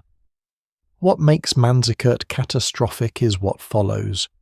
Romanos is captured, treated with a degree of political calculation by Alp Arslan, and released, but Byzantine internal rivals refused to accept his restoration. Civil war and elite conflict tear the empire apart at the very moment when unity is essential. The frontier is not simply broken by Turks from outside. It is hollowed by Roman struggle from within. This is one of the bitter patterns of Byzantine history. External enemies often become deadly when internal politics opens the gate. After Manzikert, Turkish groups moved deeper into Anatolia, not always as a single coordinated imperial conquest, but through raiding settlement, local alliances, and the collapse of effective Byzantine control. The plateau that had been the empire's military heartland begins to slip away. This is far more dangerous than the loss of a distant province. Anatolia had become the shield, the recruiting ground, the tax base, and the strategic depth that allowed Byzantium to survive the Arab centuries. Losing much of it changes everything. Constantinople remains magnificent, but the land behind it is no longer secure. No single explanation fully accounts for this disaster. Seljuk military skill matters, Byzantine overextension matters, internal civil war matters, aristocratic rivalry matters, the weakening of thematic structures matters, the use of mercenaries matters, local populations adapting to new powers matters, geography matters, Manzikert matters, but not as a magical instant of collapse. It matters as a shock that exposes accumulated fragility. A wall may appear sound until pressure reveals the cracks hidden inside it. In the Balkans, meanwhile, pressure does not stop. The Pechenegs threaten imperial territory. The Normans invade from the west. The empire faces enemies at every horizon, while struggling to restore authority in Anatolia. This multi-front danger is exactly the kind of situation Byzantium has survived before, but now the loss of the Anatolian heartland makes recovery harder. The empire still has diplomacy, naval power, Constantinople, wealth and tradition, but its strategic body has been wounded close to the heart. The question is no longer whether Byzantium can dominate its neighbours, it is whether it can prevent them from carving it apart. The rise of the Komnenian dynasty in the late 11th century shows that the empire is not finished. Alexios I, Komnenos inherits a state in severe danger and uses diplomacy, military reform, family networks, and desperate flexibility to hold it together. He fights, Normans manages Pecheneg threats, negotiates with Turks and appeals to the West for military aid against the forces pressing Anatolia. That appeal helps set in motion the First Crusade, though the crusading movement quickly becomes something far larger and stranger than Byzantine planners likely intended. Here again, Byzantine diplomacy solves one problem by creating another. Western armies help recover some ground, but they also bring Latin power into the Eastern Mediterranean in a new and unpredictable form. The Komnenian emperors restore a measure of strength. Alexios John II and Manuel I rebuild armies, recover parts of Western Anatolia project influence in the Balkans, and reassert imperial prestige. But their system depends heavily on family-based aristocratic rule, diplomacy, and personal imperial energy. It is brilliant, but fragile. Manuel dreams of wide influence involving himself in Italy, Hungary, the Crusader states, and Eastern politics. His court impresses Western visitors and imitates some Western martial fashions, even as it maintains Byzantine identity. Yet after his death, the structure weakens quickly. The empire's power is still real, but it no longer rests on the broad, resilient foundations of the best thematic age. It is more court-centered, more aristocratic, more dependent on the skill of individual rulers. Byzantium is now surrounded by powers that know it too well. The Normans know its wealth. The Turks know its Anatolian vulnerabilities. The Crusader states know its diplomacy and resent its claims. The Italian maritime republics, especially Venice, Genoa, and Pisa, increasingly dominate trade routes and extract commercial privileges. These privileges bring short-term help, especially naval support, but they also weaken Byzantine merchants and reduce imperial control over commerce. Constantinople remains a treasure house, but more and more outsiders have keys to parts of that treasure. The empire buys assistance by granting access, and access becomes dependence. This is the hidden contradiction of late Byzantine power before 1204. The empire still looks magnificent. Its capital remains the greatest city in Christendom. Its emperor still performs Roman majesty. Its diplomats still maneuver among rivals. Its armies still win victories under strong rulers. Its culture still radiates influence. But the foundations are narrower. Anatolia is partly lost. The Italian merchants are entrenched. Western crusaders are both allies and threats. Turkish powers are becoming permanent neighbours. Balkan peoples are reasserting independence. Internal succession struggles continue to invite foreign intervention. Byzantium is powerful enough to matter to everyone, but not powerful enough to control how everyone matters to it.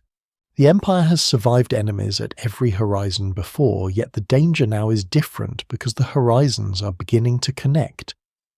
Western resentment, commercial rivalry, crusading ambition, Byzantine factional politics, and the wealth of Constantinople slowly form a combustible mixture. No one element alone guarantees catastrophe. The evidence of the coming disaster is a chain of decisions, misjudgments, debts, ambitions, and opportunities. But when the blow finally falls, it will not come from the old enemy in the east, nor from a steppe confederation, nor from a Persian king, nor from an Arab fleet. It will come from fellow Christians drawn toward the city that had taught so many rulers how power should look, and tempted beyond restraint by the greatest prize in the medieval world. The Fourth Crusade does not begin as a plan to destroy Byzantium. That is part of what makes the catastrophe so revealing. Great disasters in history often arrive not as a single dark intention, but as a chain of bargains, delays, debts, resentments, and ambitions that gradually narrow the path until violence seems to the men inside the moment like opportunity. The Crusaders who gather in the West speak the language of holy war, of recovering Jerusalem, of striking at the Muslim powers that control the sacred geography of Christendom. Venice offers ships, nobles pledge money, preachers stir devotion, men take the cross and imagine themselves moving east under God's command. Yet the road to Jerusalem bends toward Constantinople, and once it bends, the greatest Christian city in the world becomes a target. Venice is central to the story because Venice understands the sea as Byzantium once did.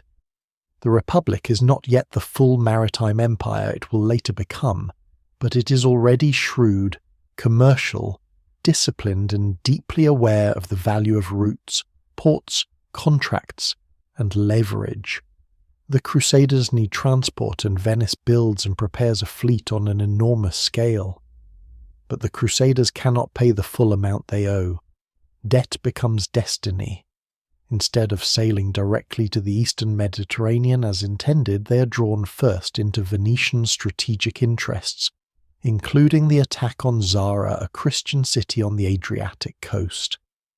This alone shows how far the Crusade has drifted from its spiritual origin. A holy expedition begins by attacking Christians, and the moral logic of the enterprise is already cracking. Then, Byzantine politics provides the next opening.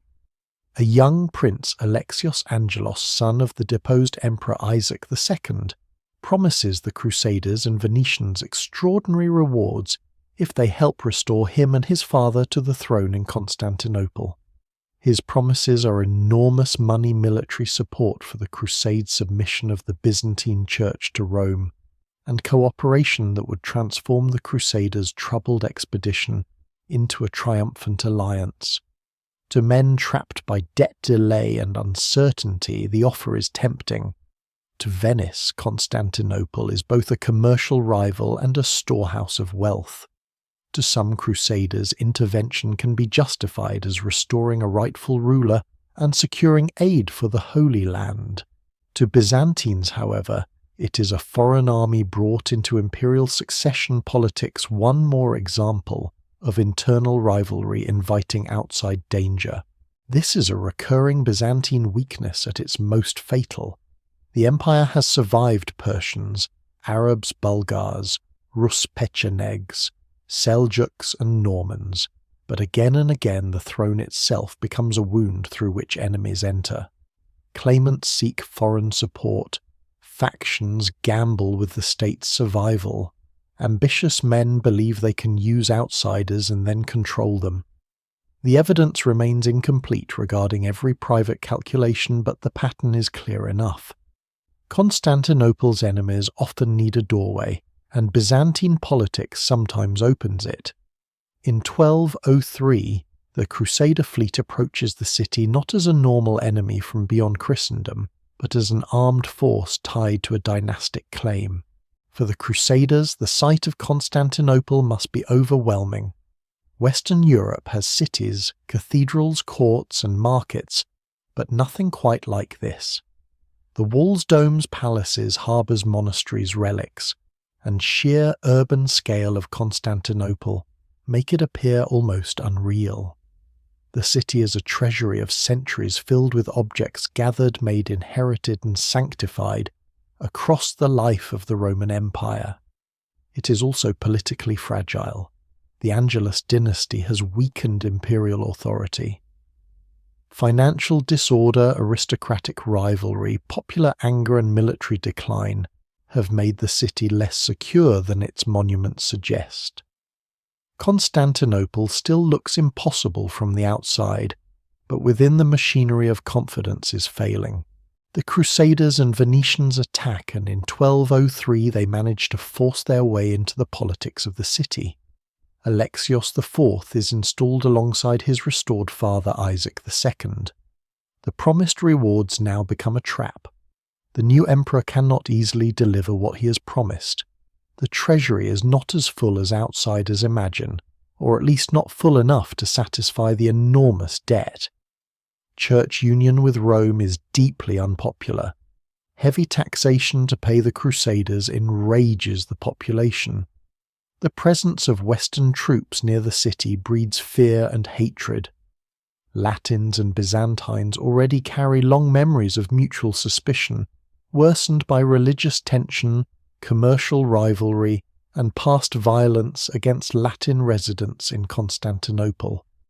Now those tensions are concentrated inside a crisis of legitimacy. Alexios IV loses control. The people of Constantinople do not see him as a saviour, but as a ruler dependent on foreign soldiers. Another coup follows. Alexios V Ducas, called Mourtzouphlos, seizes power and tries to defend the city. By then the Crusaders believe they have been betrayed and denied payment. The Venetians see opportunity. The expedition that once claimed to move toward Jerusalem now turns fully against Constantinople. No single explanation fully accounts for the decision, debt, greed, revenge, religious contempt, strategic ambition, frustration, and the logic of armed momentum all matter. But the result is one of the most devastating events in medieval history. In April 1204, the Crusaders attack again and Constantinople falls. The fall is almost beyond the imagination of earlier Byzantine centuries. This is the city that survived Avars and Persians, Arab sieges, Bulgar threats, Rus's attacks, and centuries of fear. Its walls had become a symbol of endurance so powerful that enemies could fail before them psychologically as much as militarily. Yet the city is taken not by the caliphate, not by the old Eastern rival, not by a pagan horde, but by Latin Christians under the banner of a crusade. The shock is not only military, it is spiritual and civilizational. This sacred capital of the Roman Christian East is broken open by those who also claim Christ. The sack that follows scars Byzantine memory permanently. Churches are looted, palaces are stripped, relics are carried west. Bronze statues from the ancient world are melted down. Sacred objects are stolen, sold, or redistributed. Monasteries, houses, and public spaces suffer violence. The scale and details vary by source, and medieval accounts could be shaped by outrage or justification, but the destruction and plunder are undeniable. For Byzantines, the sack is not merely robbery, it is desecration. It confirms every fear about Latin arrogance, greed, and spiritual corruption. For many in the West, the loot becomes relics and treasures placed in churches from Venice to France, where objects torn from Constantinople are reinterpreted as holy acquisitions. The same object can be a sacred theft in one memory and a blessed relic in another. One lesser-known tragedy of 1204 is the damage done to the ancient inheritance preserved in Constantinople. Byzantium had functioned for centuries as a living archive of Roman, Greek, Christian, and imperial culture. Statues, manuscripts, artworks, ceremonial objects and buildings carried memories older than many Western kingdoms. Some survive, many do not. The melting of bronze monuments is especially symbolic. Metal becomes coin, and memory becomes payment. A civilization under financial and military pressure consumes the visible past of another civilization. The loss is hard to measure because destroyed objects leave no inventory complete enough to mourn them properly. The evidence remains incomplete, but the silence itself is part of the wound. After the conquest, the Crusaders established the Latin Empire of Constantinople. It is an empire in name, but it never possesses the deep foundations of the state it replaces. Latin rulers sit in the city, but the Byzantine world does not simply accept them. Greek successor states form in exile, most importantly Nicaea, in western Anatolia Epirus, in northwestern Greece and Albania, and Trebizond on the Black Sea coast. Each claims some part of the imperial inheritance. The Roman Empire has not died, but it has been shattered into rival fragments. The sacred centre has been captured, and legitimacy must now survive outside the capital that once guaranteed it. The Empire of Nicaea becomes the most important vessel of continuity. It preserves administrative habits, imperial ceremony, military resistance, and the hope of restoring Constantinople. Its rulers understand that recovering the city is not just a strategic objective, it is the key to legitimacy. Without Constantinople, Roman identity is wounded. With Constantinople recovered, even a reduced empire can claim that the line has been restored. This reveals again how Byzantine power depends on symbols as much as territory. A state ruling from Nicaea can be effective, but the Roman emperor belongs in imagination beside the Bosporus. In 1261, the forces of Michael VIII Palaiologos recover Constantinople from the Latins. The event is celebrated as restoration, and in symbolic terms it is enormous. The Roman emperor returns to the city. Hagia Sophia is reclaimed for Orthodox worship. The Latin Empire collapses. Byzantine continuity, broken but not extinguished, re-enters its ancient capital. Yet the restoration is painfully incomplete. Constantinople is no longer the same city. Its population has diminished. Its buildings are damaged. Its economy has weakened. Its commercial life is increasingly dominated by Italian maritime powers. The empire that returns to the capital is not the empire that lost it. It is poorer, narrower, and surrounded by rivals who have learned from its weakness. This is why 1204 is often seen as Byzantium's fatal wound. The empire survives afterward, but survival is not the same as recovery. Before the Fourth Crusade, Byzantium still has the possibility of remaining a major Eastern Mediterranean power, if ruled well, and if enemies can be balanced. After 1204, its resources are fragmented, its prestige wounded, its economy compromised, and its strategic position permanently reduced. the restored empire must fight not from a broad base of strength, but from a damaged centre. It faces Latin states in Greece, hostile or suspicious Western powers, Bulgarian and Serbian ambitions in the Balkans, Turkish principalities in Anatolia, and Italian merchants who control much of the commerce on which the city depends. The psychological consequences are just as severe. The gap between East and West becomes deeper, more bitter, and harder to bridge. The memory of Latin conquest poisons later attempts at church union, even when Byzantine emperors seek Western military aid against the Turks. For many Byzantines, union with Rome comes to feel like surrender to the very world that once desecrated Constantinople. Political necessity pushes one way, memory pushes another. This tension will haunt the final centuries. The empire needs help from the West, but it cannot forget what Western help once became. The Fourth Crusade exposes the terrible vulnerability hidden beneath Byzantine magnificence. A city can have walls and still fall if politics fail. A civilization can possess sacred art and still be plundered by men who kneel before other altars. An empire can survive 1,000 years of enemies and still be broken by debt contracts, dynastic intrigue, maritime ambition, and mutual contempt. No single explanation fully accounts for 1204 because it is a convergence of many failures, Byzantine and Western alike. But its consequences are clear. Byzantium's power, once elastic enough to recover from plague invasion and territorial amputation, loses its deepest reserve. Still, even wounded, it does not vanish. That may be the final proof of how stubborn the Byzantine idea remains. The empire is shattered, occupied, exiled, restored, impoverished, and humiliated, yet the Roman name survives. Emperors still rule, officials still write, priests still chant, artists still paint icons, diplomats still negotiate. The city once recovered still looks toward the water with memories too heavy for its weakened walls, but the world has changed around it. New powers rise in the Balkans. Turkish principalities press through Anatolia. The Ottomans, at first only one frontier power among others, will become the force that finally closes the long story.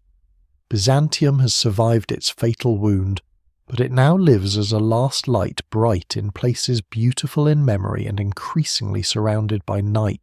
By the time the Palaeologan emperors return to Constantinople in 1261, the empire has its capital again, but not the world that once made the capital powerful. The city still sits at the crossing of Europe and Asia, still watches the Bosporus, still holds Hagia. Sophia still carries the Roman name, but the body around it has grown thin. Whole districts are underpopulated. Walls still rise, yet behind them many spaces feel haunted by absence. The palace ceremonies continue, but they now move through a poorer empire. The emperor is still called Roman, still crowned beneath sacred images, still surrounded by officials and titles inherited from centuries of imperial memory, but his resources are painfully limited. Byzantium has survived the Fourth Crusade, yet survival now resembles endurance after a wound that never fully closes. The restored empire faces enemies and rivals on every side. In Greece and the Aegean, Latin principalities remain after the Crusader conquest, and Italian maritime powers hold commercial privileges that weaken Byzantine control over trade. Venice and Genoa compete fiercely, sometimes turning Constantinople itself into a stage for their rivalry. Their merchants bring ships money and connections, but they also dominate the economic life that the empire can no longer fully command. The Byzantines need them and resent them. This dependence is one of the quiet signs of decline. A great empire taxes trade. A weakened one grants privileges to those who carry it. In the Balkans, Serbian and Bulgarian powers rise and fall with ambitions of their own. Serbia under Stefan Dusan in the 14th century becomes especially threatening, expanding across much of the Balkans and even adopting imperial language. This is a bitter echo of Byzantine's soft power. The empire had taught neighbouring rulers how sacred empire should look, and now those rulers use that language to challenge Constantinople itself. Byzantium's symbols remain prestigious, but prestige no longer guarantees control. The imperial idea has escaped the imperial state. Anatolia, once the shield of Byzantium, is slipping almost completely away. After 1204 and the later restoration, Byzantine attention is often pulled westward toward Constantinople, Greece, and Balkan politics, while Turkish principalities expand across Asia Minor. The evidence remains complex, and no single explanation fully accounts for the loss, military weakness, internal civil war, aristocratic rivalry, demographic change, local accommodations, and the rise of effective Turkish frontier powers all play roles. But the result is unmistakable. The land that once supplied soldiers' taxes and strategic depth becomes a new world of Turkish beyliks. Among them, one small frontier principality grows with unusual discipline and opportunity: the Ottomans. At first, the Ottomans do not appear as the inevitable conquerors of Constantinople. They are one power among several in northwestern Anatolia, positioned near the Byzantine frontier, able to attract warriors, exploit weakness, and expand through a mixture of raiding, settlement, alliance, and political flexibility. Their early success is tied to geography as much as ambition. They stand close to the remaining Byzantine lands, close to the routes into Europe, close to a frontier where old authority has thinned. As Byzantine civil wars intensify in the 14th century, emperors and claimants sometimes rely on Turkish allies, including Ottoman forces, to fight other Byzantines. Once again, internal politics opens doors that strategy should have kept shut. The Ottomans cross into Europe and begin building power in the Balkans. This changes everything. Constantinople is no longer merely threatened from Asia. It is surrounded by an expanding Ottoman world on both sides of the straits. The city that once used geography as a shield now finds its geography turned against it. The Bosporus, once a controlled artery of empire, becomes a narrowing space inside an enemy's growing body. Byzantium is reduced to Constantinople, a few surrounding territories, fragments in Greece, and memories greater than its armies. Still, the empire does not immediately fall. That delay matters. Even in weakness, Byzantium remains diplomatically active, culturally alive, and spiritually intense. Palaiologan art produces some of the most beautiful religious images in Byzantine history, with frescoes and mosaics that carry a deep emotional refinement. The empire is politically diminished, but its artistic and theological culture does not simply fade. Sometimes civilizations create their most haunting beauty near the edge of disaster. The figures painted in late Byzantine churches often seem thinner, more sorrowful, more inward, as if the art itself understands fragility. Scholars from Byzantium also help preserve and transmit Greek learning, especially as contacts with Italy increase. This does not mean Byzantium single-handedly creates the Renaissance, a claim that would be too simple. But Byzantine intellectuals, manuscripts, and teachers contribute meaningfully to the revival of Greek studies in the West. As the empire weakens, parts of its memory travel outward. Books become refugees before people do. Knowledge begins crossing the sea even before the final walls fall. The final political tragedy is the search for help.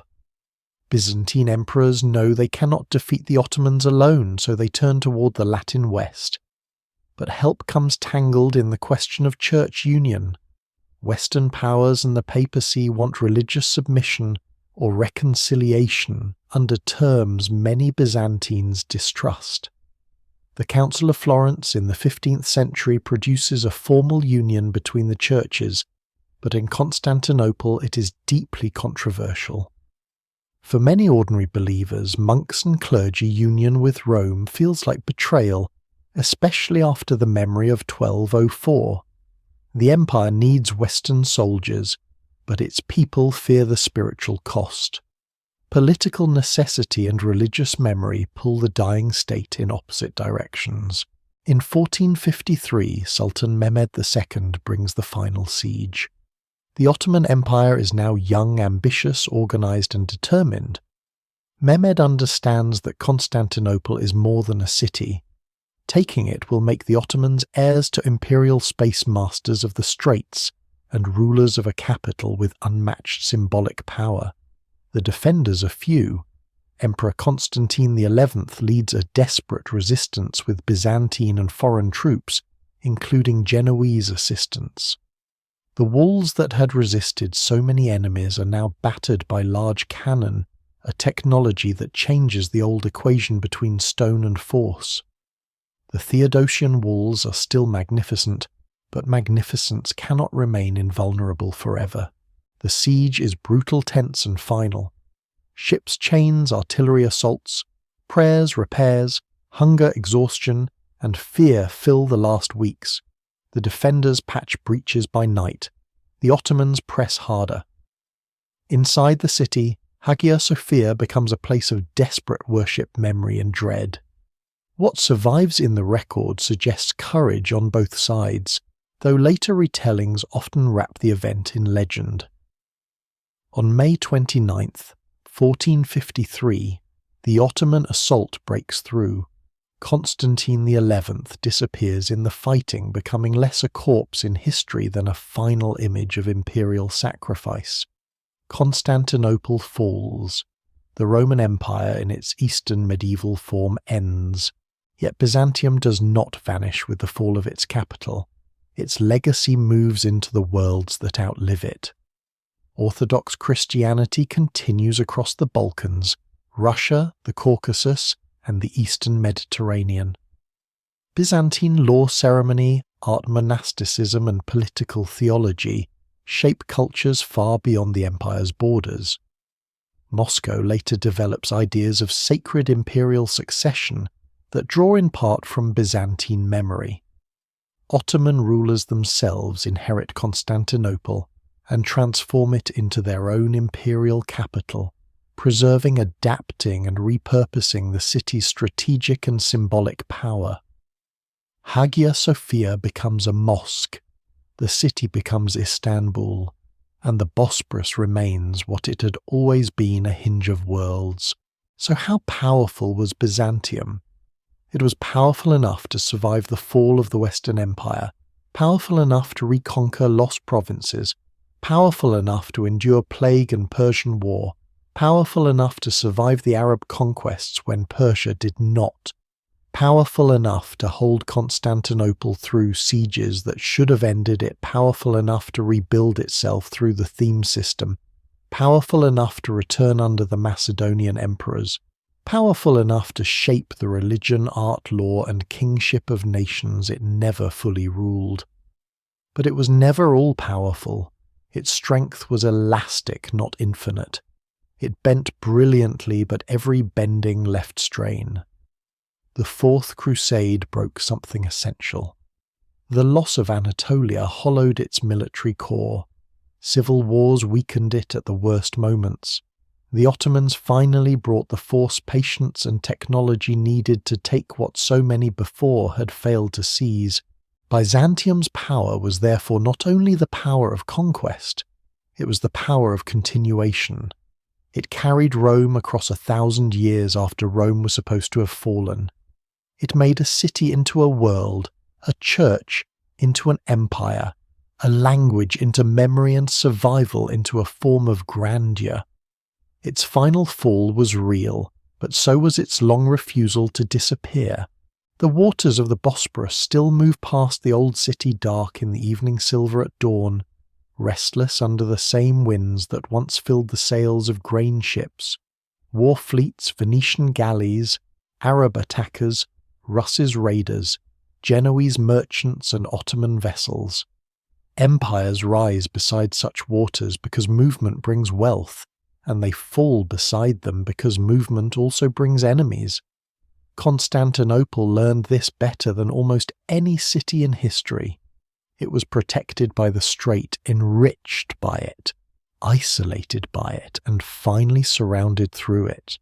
In the long quiet after Byzantium, the stones remain layered with many lives. Roman, Greek, Christian, Ottoman, and modern world stand one over another, not neatly separated, but pressed together like pages in a book that has survived fire. The empire that once called itself Roman no longer commands armies from the palace. Its tax collectors no longer ride through Anatolia. Its emperors no longer sit beneath mosaics and receive envoys from trembling kingdoms. Yet its traces persist in liturgy lore, icons, alphabets, crowns, chronicles, and the very idea that civilization can survive by remembering itself. Perhaps that is the final mystery of Byzantium. It was often weaker than it claimed, but stronger than its enemies expected. It lost provinces and kept its name. It lost wealth and kept its ceremonies. It lost battles and kept its walls. It lost its walls and still kept a legacy. Few empires have ever made decline last so long, or turned endurance into such a deep form of power. In the end, Byzantium leaves behind not the silence of a vanished kingdom, but the echo of a city that stood between continents, watching the world pass through its waters, holding for as long as stone faith and memory could hold.